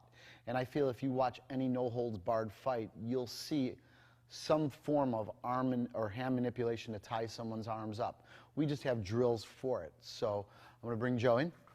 Okay, our first drill is called 1 for 1. Now understand this. It is a weapon system also, so we number the angles. The angle 1, the angle 2, 3, 4, 5, on and on and on and on. So the 1 for 1 is I am delivering the angle 1. So it's not a chop. I'm not chopping him. I could, but it's not. All right? Maybe I'm grabbing him. Maybe I'm hooking him. Maybe I just have my hand out and I'm trying to fend him off. So what he's going to do is he's going to raise his arm, and he's just going to leave his hand relaxed but fingers pointed at me. That's what I want for the first drill. If he were to have his hand in, it automatically drops the elbow. Let's say even it leaves it up or down, it just makes this weak and I can collapse it. Right now, the strongest he can be is by using this structure. Skeletally, he's in a line. He's using all the right muscles to be as strong as he can be to where a lockout, to where I can't collapse that, versus lockout. You can collapse that in. Your bicep's holding everything. Here, it's not the bicep working, it's your entire body behind it. So, when we do this, the first one is I reach in, we'll make it a chop for now. It doesn't matter, it could be. Somebody might do this to you, you don't know. So I come in with my little chop. He is going to bridge this over. He will trap my arm, and then he chops back at me. I'm going to let him do it again, step by step. He stops it. The bridge comes up. We'll say the salute because it looks like you're saluting. This hand removes itself, traps my arm, and comes back at me. Now it's my turn. I stop it. I bridge it over. I trap him, and then I deliver it back. So now we just make a game of it. Go on. So right now, the game is just to get that cadence, timing with each other, and just play this game of Who-Bud. Now I'm going to go fast a little bit so you can see it, and then I'll slow it down and explain it a little more to you. Go.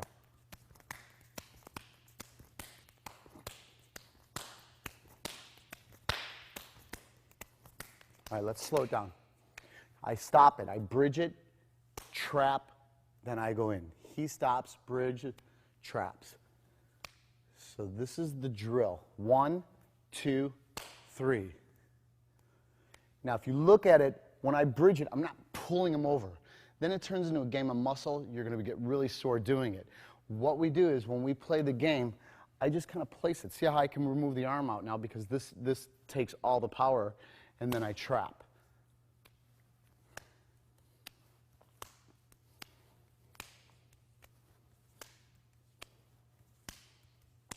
Okay, so this is just the game of 1 for 1 right now. See, the term Who-Bud, we tie up, I'm tied, I untie. He ties up, he unties. That's it. So this is our number 1.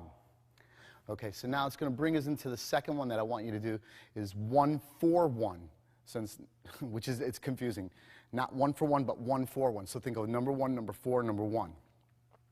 So if the angles are 1, 2, 3, 4, 5, the 4 is here. So what we're going to do is he's going to go, just pass me over, I'll start it.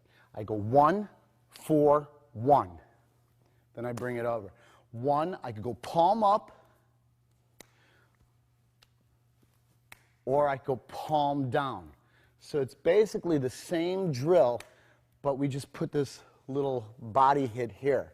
Now, I used to hate this. I thought, I will never use this. It feels weird. But you tend to do a lot of things that you think won't work, and you pull them off. It's funny. I have many instructors who go, God, I hate that worked. I don't like that technique, you know. And I always kind of laughed the irony of something working for people when they're not really thrilled about doing it. But, I mean, I just think it's really cool to mature into it and be able to pull that off. So on 1 for 1, we're just going to go here. So if I went like that, that could be the fake, or it could be I am trying to hit. But maybe I'm trying to get this reaction out of him. We'll play with that more later. I'll explain a little more in depth. 1 for 1. 1 for 1.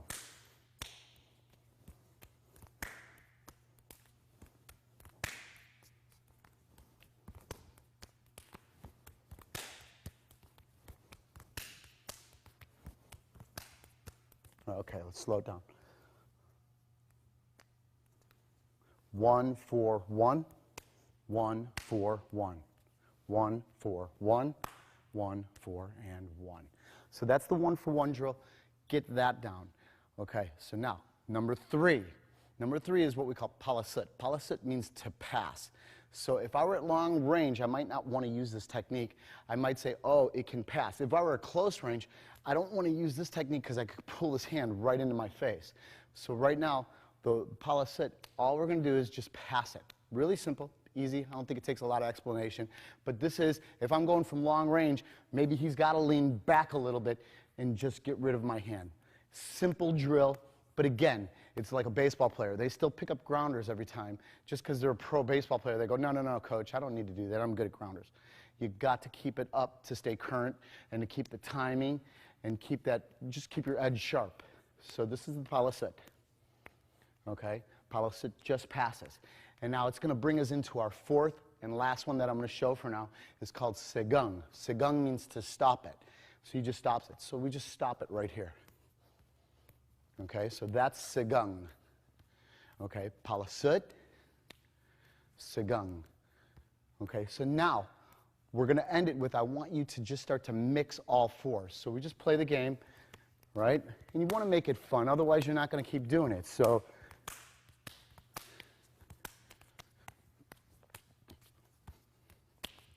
it's okay. So you don't know what you're going to do, you just do it. I went down.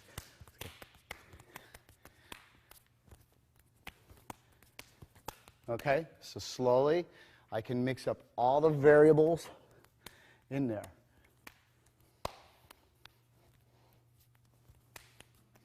Okay, and time. Okay, that's the first set that I want you to have. Get that down. We're going to come back later and give you a little more hubud.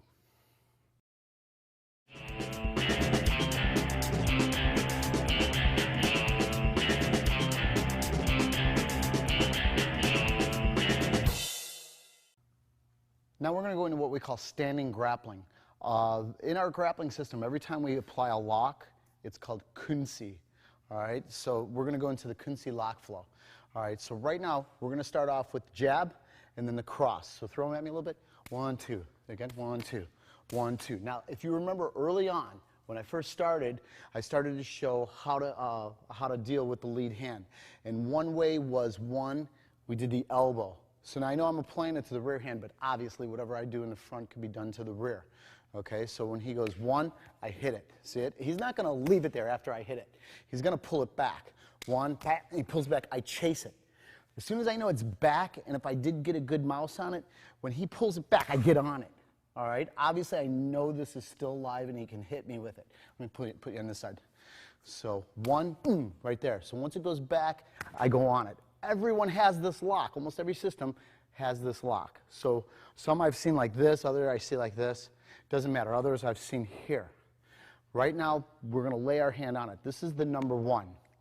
If he turns his elbow upward, I'm going to hook. This is the number 2.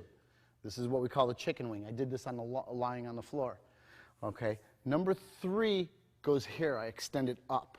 Number 4, I hit it up. The 5 rolls down. Okay, let's do that all again. So here, bang, it goes back, I chase it down. All right, that's my number 1. My number 2.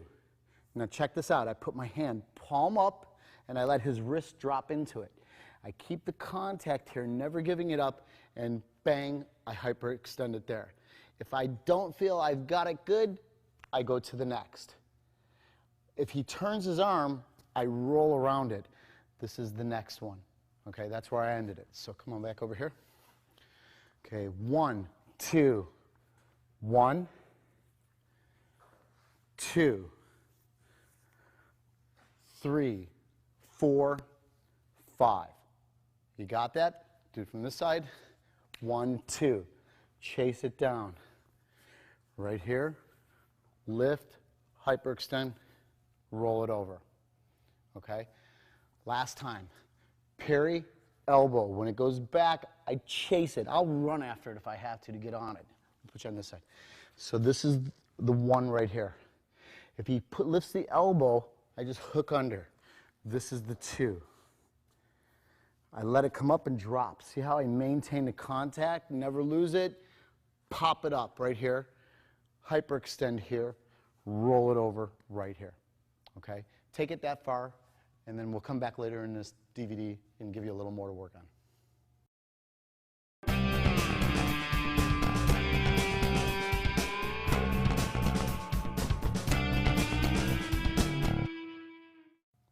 Okay, coming back into the lead hand series, Willie comes in. All right, to recap, we had catch, I parry, little scoop, throw it away, slide up it, split, underneath, and backhand. Now, to go a little bit further with it, I want you to go to the vertical gunting, and then we're going to uppercut. So you just want to pump the uppercut right through here.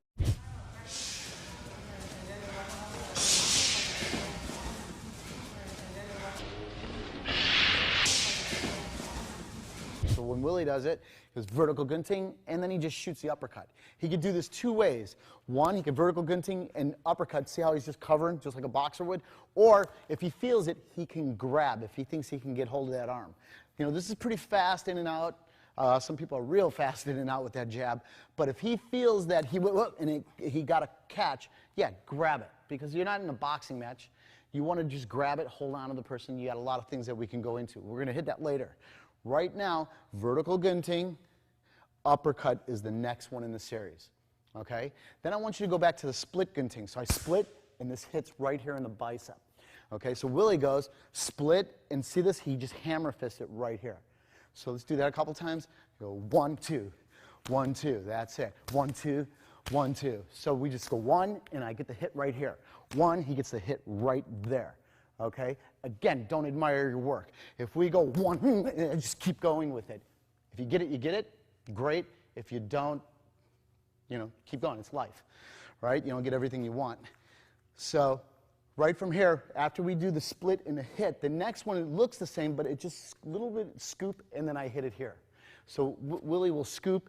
He opens the line, and then he just hammer fists it. Okay? This is the paglibot, and I hit the bicep. Paglibot, hit the bicep.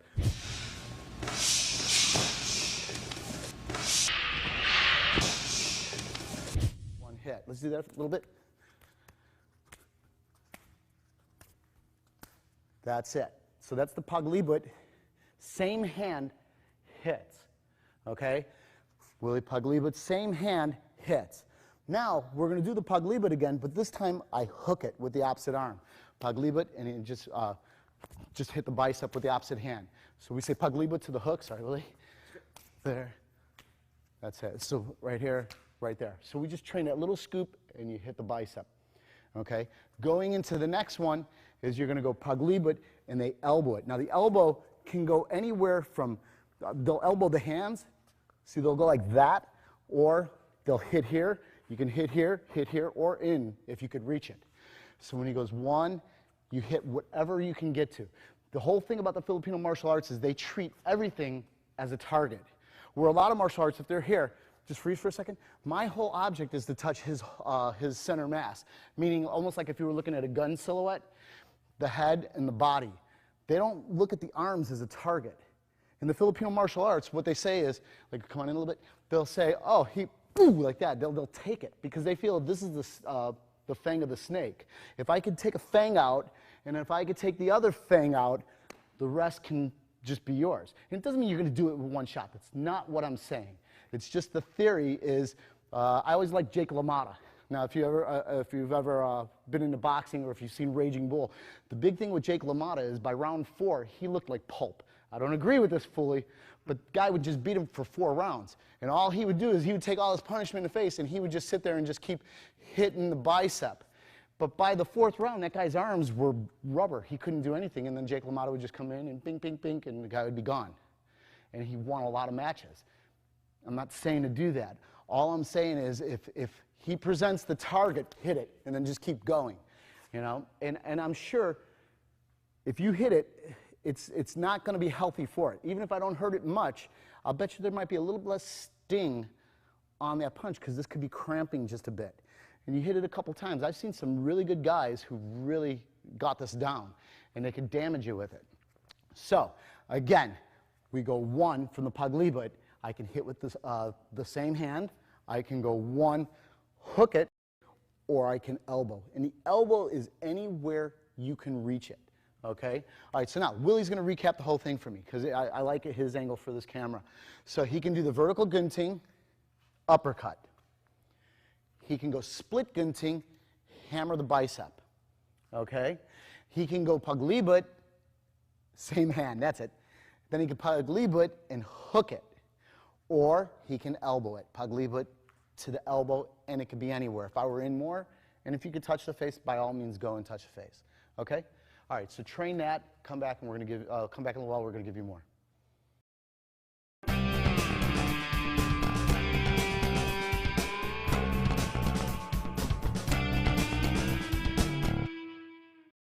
We're going into the rear hand series now. The rear hand series will look like the 1-2 series that I showed you on focus mitts earlier in this series, but the difference is we're not going to wear focus mitts now, and we're going to go to takedowns. All right, so come on in, Troy, take a look at this. All right, so we're going to start off. The first one, 1, 2, I elbow, wipe the eye, go to the throat. Now, instead of me shoving him off and going into my punching series, we go to the takedowns. So the first one, 1, gunting, elbow, wipe the eye, go to the throat. This snaps the elbow, this knees. I just want to step, turn, and then we're going to take him down here, and you can continue with the punching or go to a submission. Let's try it here. This side. So parry, gunting elbow, wipe the eye, go to throat, snap the elbow, go to the knee. Step, turn, push, and then you're just going to go right here. You can also go into the lock, just like I've done before in this video. Okay, one more time, real slow. So I go parry, gunting, elbow. See how the eye gets wiped? So you think about that. That was in his eye. It's going to take out both eyes. You got to remember, if one eye gets damaged, there's sympathy pain in the other eye shuts. So if we're going here, if I hit this and I wipe the eye, I can usually get both eyes to shut. If not, maybe I can go with that hand. So this is, they slap that and they go here. So you can go to the throat or you can go to the eye. Snap the elbow, knee. This should soften them up to get to the throw. And then we just go to the lock right here. Okay, last time, switch sides please. So you go parry, gunting, elbow, wipe the eye, go to the throat, snap the elbow, knee. I know it sounds like a lot. Step down, step through, and let's just go to the lock right here, okay? The second one in the series, you're going to hit and it opens. Now, this is what I mean. The first one, maybe I felt like this shoulder had to stay this position. This drill that I'm doing, the rear hand series, is more of a shoulder drill to me. So if I go 1 and my shoulder open, see, this is going to punch an elbow. So I go 1, 2, then I'm going to elbow, hit. It sounds crazy, like I wouldn't be able to get it, but it goes fairly fast. Okay, so one more time, go 1, 2, 1, 2, 3, 4. Then 1, 2, 3, I step in, take him down, drop the knee, or go to the punching. Okay, coming up, other side. So we go parry, gunting, 1, 2, 3, 4, 1, 2, 3, grab, sink, throw it, and drop the knee. Okay, let me do this slowly. Parry, gunting, 1, 2, elbow, backhand, 1, 2, 3, and then this would be the throw. Again, parry, hit, right here. So go pop, pop, right there. Let it just ricochet like that, okay? So we go parry, 1, 1, 2, 3, 4, 5, 6, 7, grab, throw him down, drop the knee into the face, okay? The next one is the split gunting. You've seen this already in the 1-2 series where I did the split. This time we just shove 1, 2, 3, and we usually go right here, bump, and take them down. We'll just end it right there for now.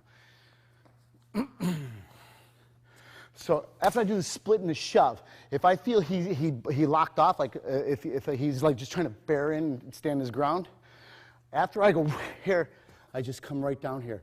Look at this. I grab both ankles if possible. My shoulder bumps that leg for the takedown. All right, let's try that again. Okay, parry, split gunting, shove. 1, 2, 3 to soften him. Come right here, just bump it and take him down. Try that again. Right there. 1, 2, 3. Grab, pop it in, take it down. Okay? So you just go right here and turn it over. Both hands pop the ankles. Your shoulder rolls right into the leg, knocking him down. Okay, the next one, virtually the same. After I do the gunting, I dungab. This goes back into what you've already done. Hooks, dumps him over, and knees. Just a different entry. Try this side. So here, I do the gunting, and this time I backhand here. The last time I did this, I did the gunting, I just shoved him. This time, do the gunting in the backhand. Cross uppercut, cross grab, take him down, and kneel. Okay? Slowly, 1, 2, 3. I just pull. Let me explain this a little better. After I get the gunting, I tug as I hit. Again, 1, 2. I tug as I hit. Cross, upper, cross, grab, roll them over, drop the knee, whatever you have to do to keep going. Okay, so now we're going to say that I go 1, I go to hit, but he blocks this time. I want you to go here, hit the bicep, uppercut to the face. 1, 2, 3, grab on a knee. We're going to take him down on the other side. Put the lock on, okay?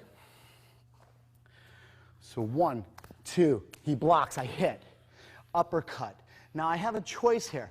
I can go into my punching to take down here. I could take down here, but I'm going to have you go actually 1, 2. After I hit and I uppercut, let's go to the figure 4. We haven't done that in a while. So right here we go to the figure 4 and then the lock. Okay? This is actually number 5 in the system. 1, 2, hit right here, up, figure 4, and lock. Okay? Last time. Parry, gunting, back right here. See, I hit up, right there, and then lock, and I put the lock on. Slowly, parry, gunting, here, right here, I hit up, and then here. And I keep saying slowly and going fast. Let me go slow down for you. Parry, gunting, I backhand, he blocked it. I grab it and hit, up, elbow, and then I put the lock on. Do you have that? I'm going to give it to you one last time. Parry, gunting, hit. So I pull and hit, up. See, this could snap that right there, bang, and then just pressure it down, and then the lock. Okay? So try those first 5. Come back, I'll give you a few more.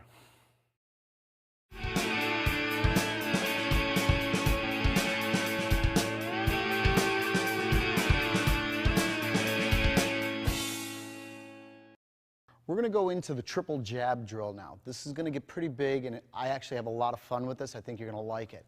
All right, Troy comes in. I'm going to show it first empty hand, then I'll put on some mitts and I'll hold for Troy while he does this. All right, the way we start the drill is he'll jab, I jab, he jabs back. So we just go 1, 2, 3, then he'll go. That's it. So back and forth, just 1, 2, 3, 1, 2, 3. Then I want you to start to stagger your response. Now I want you to think of like music. Think of beats. Boom, boom, boom. Then I want it boom, boom, boom, or boom, boom, boom, and just mix it up, okay? So if we go,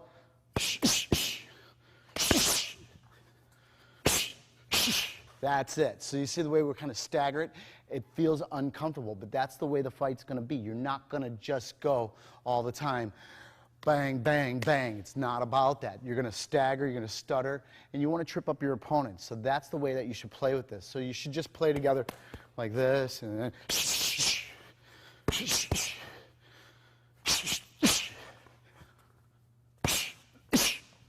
that's it. So it doesn't feel good all the time.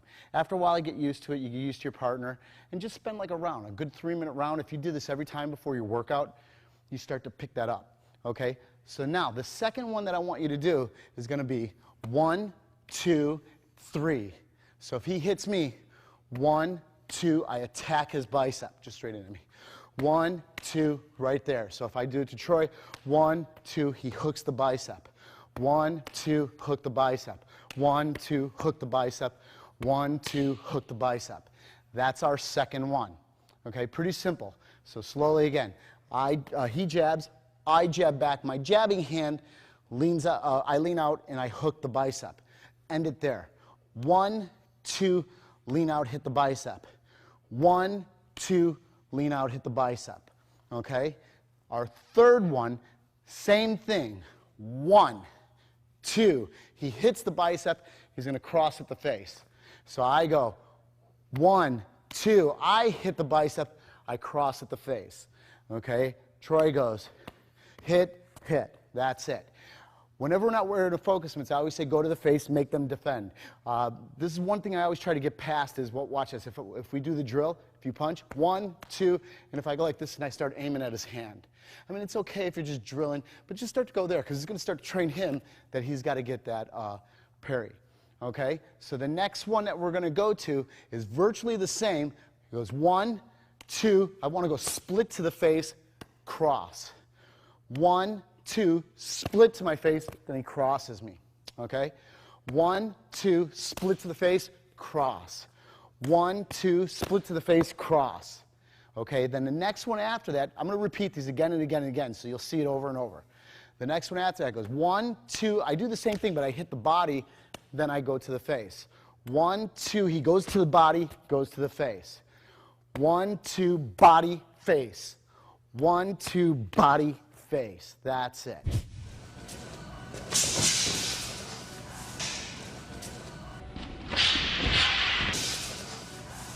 So let's repeat these on the focus mitts.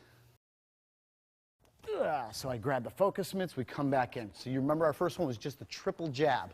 So now it goes 1, 2, 3. That's all he's going to do. Just 1, 2, 3. You can go, yeah, 1. That's it. I want to offbeat it all the time. Just don't always make them feel great. You want to kind of make them anxious and then back, okay?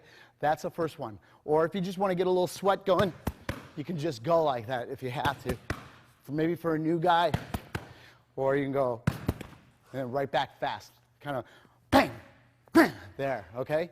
Or and then right back in. Doesn't matter, or just make them work it.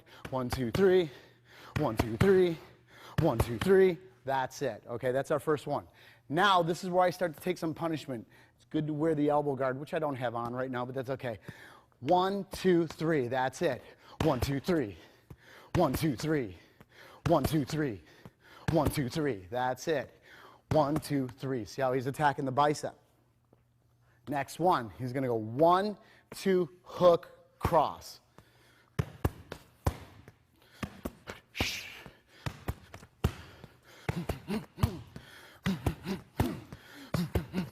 That's it. Next one, he's going to do split entry to the face. Now, there's 2 ways I could do this. 1, 2, he could just simulate that it goes to the face and then get the cross. Or I could go 1, 2, put it here on my chest and let him hit the chest. It's up to you. It's whatever you're comfortable with. I trust him that he's not going to take my teeth out, so I'll just let him simulate.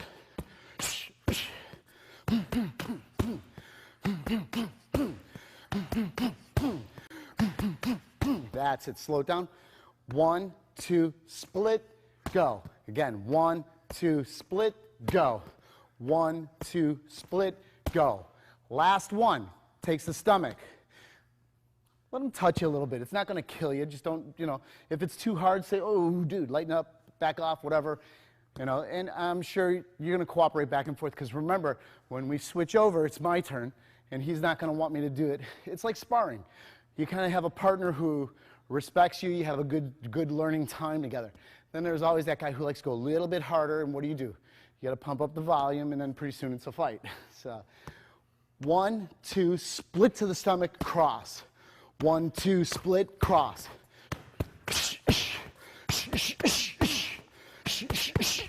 That's okay. That's it.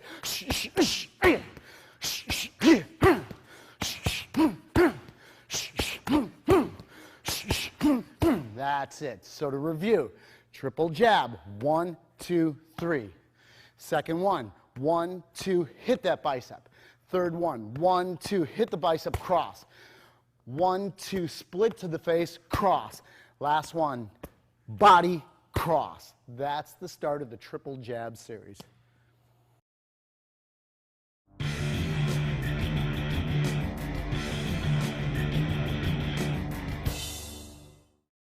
All right, we're coming back into Hubud again. I'm going to take you through the next 4. So Troy comes in. All right, so now, to review, we had 1 for 1, right? Hopefully that you've gone back and you've rehearsed this, you have it down. Then we had number 1, number 4, number 1.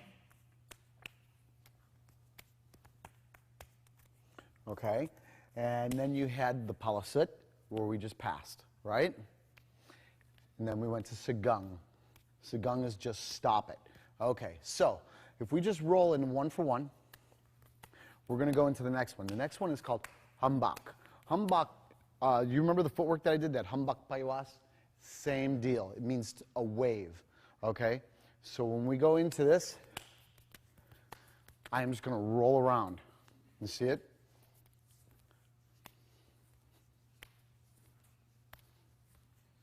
Okay, now, time. All right. I have many influences in Filipino martial arts. I have one main influence, that's Guru Dan and Asanto, but other people put their little twist and spin on it, and they're not wrong. It's just a different way of doing it and a different way of thinking about it. Some things you'll think are valid, maybe some you think are not. If you can pull it off, make it work, good for you, right? The whole point's to get success in a strike and not getting hit back. So I'll show a couple different variations for you. One, with the umbak, I can just roll it as we did at the start. Okay, another variation is they go for the eye jab. Do you see that? I go for the eye jab. Okay. Another variation is if I go for the eye jab and I feel this is coming at me, they'll move it out. So he'll swing me out. So they go, wah slick.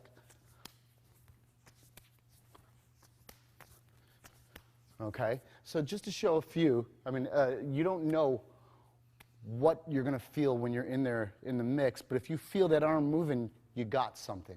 And you should know it. You should play the variations. There are a lot of variations that I felt at first.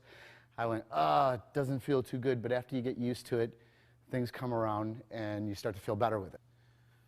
Okay, so we have the ambak as our first variation. All right, so now we're going to go back to the 1 for 1, and we'll go to our second drill that I want you to have, is double 2. So remember the angle 1, the angle 2. So we're going to come out with a backhand.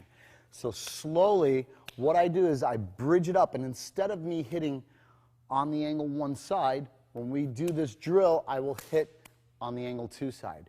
He's going to press that back in my face, and then he throws a backhand. I just come out. Pretty simple. All right, so we go 1, 2, out.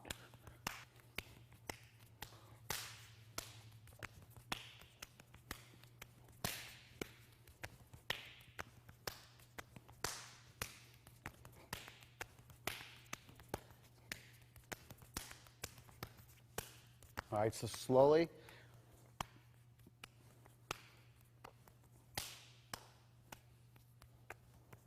Troy, you do it once.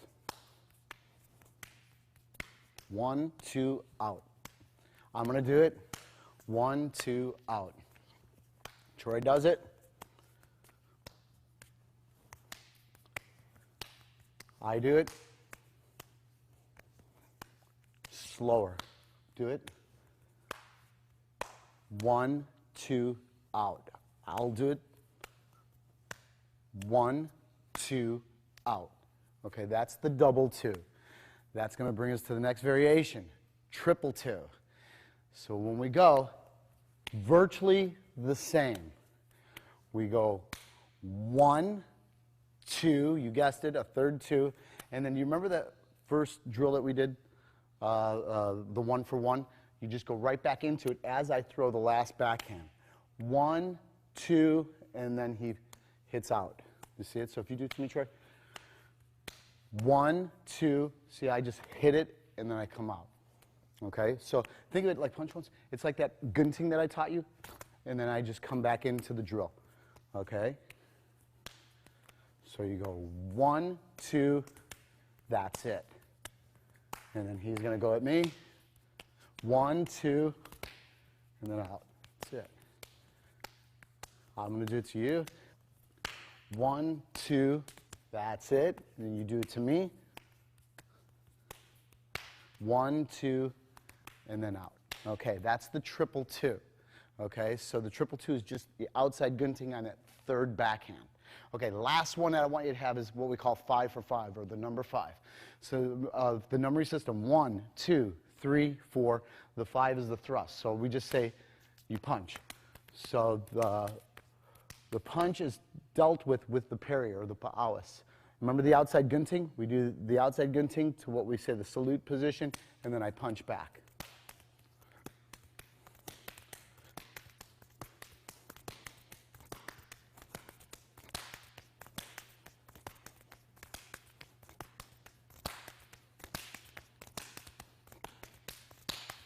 Slowly. Parry. See the hits here for training, I just lose the hit. I salute, trap, punch.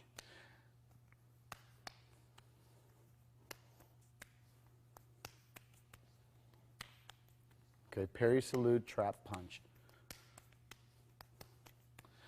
And that's it. So, to review, hambak. Yep, just umbak.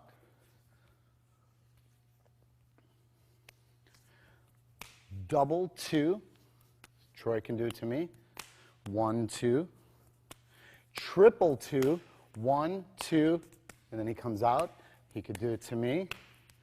1, 2. And then I come out. And then we just go to the 5. And that's it. So now you have 8 variations. Work those, come back later. I'm going to give you some more.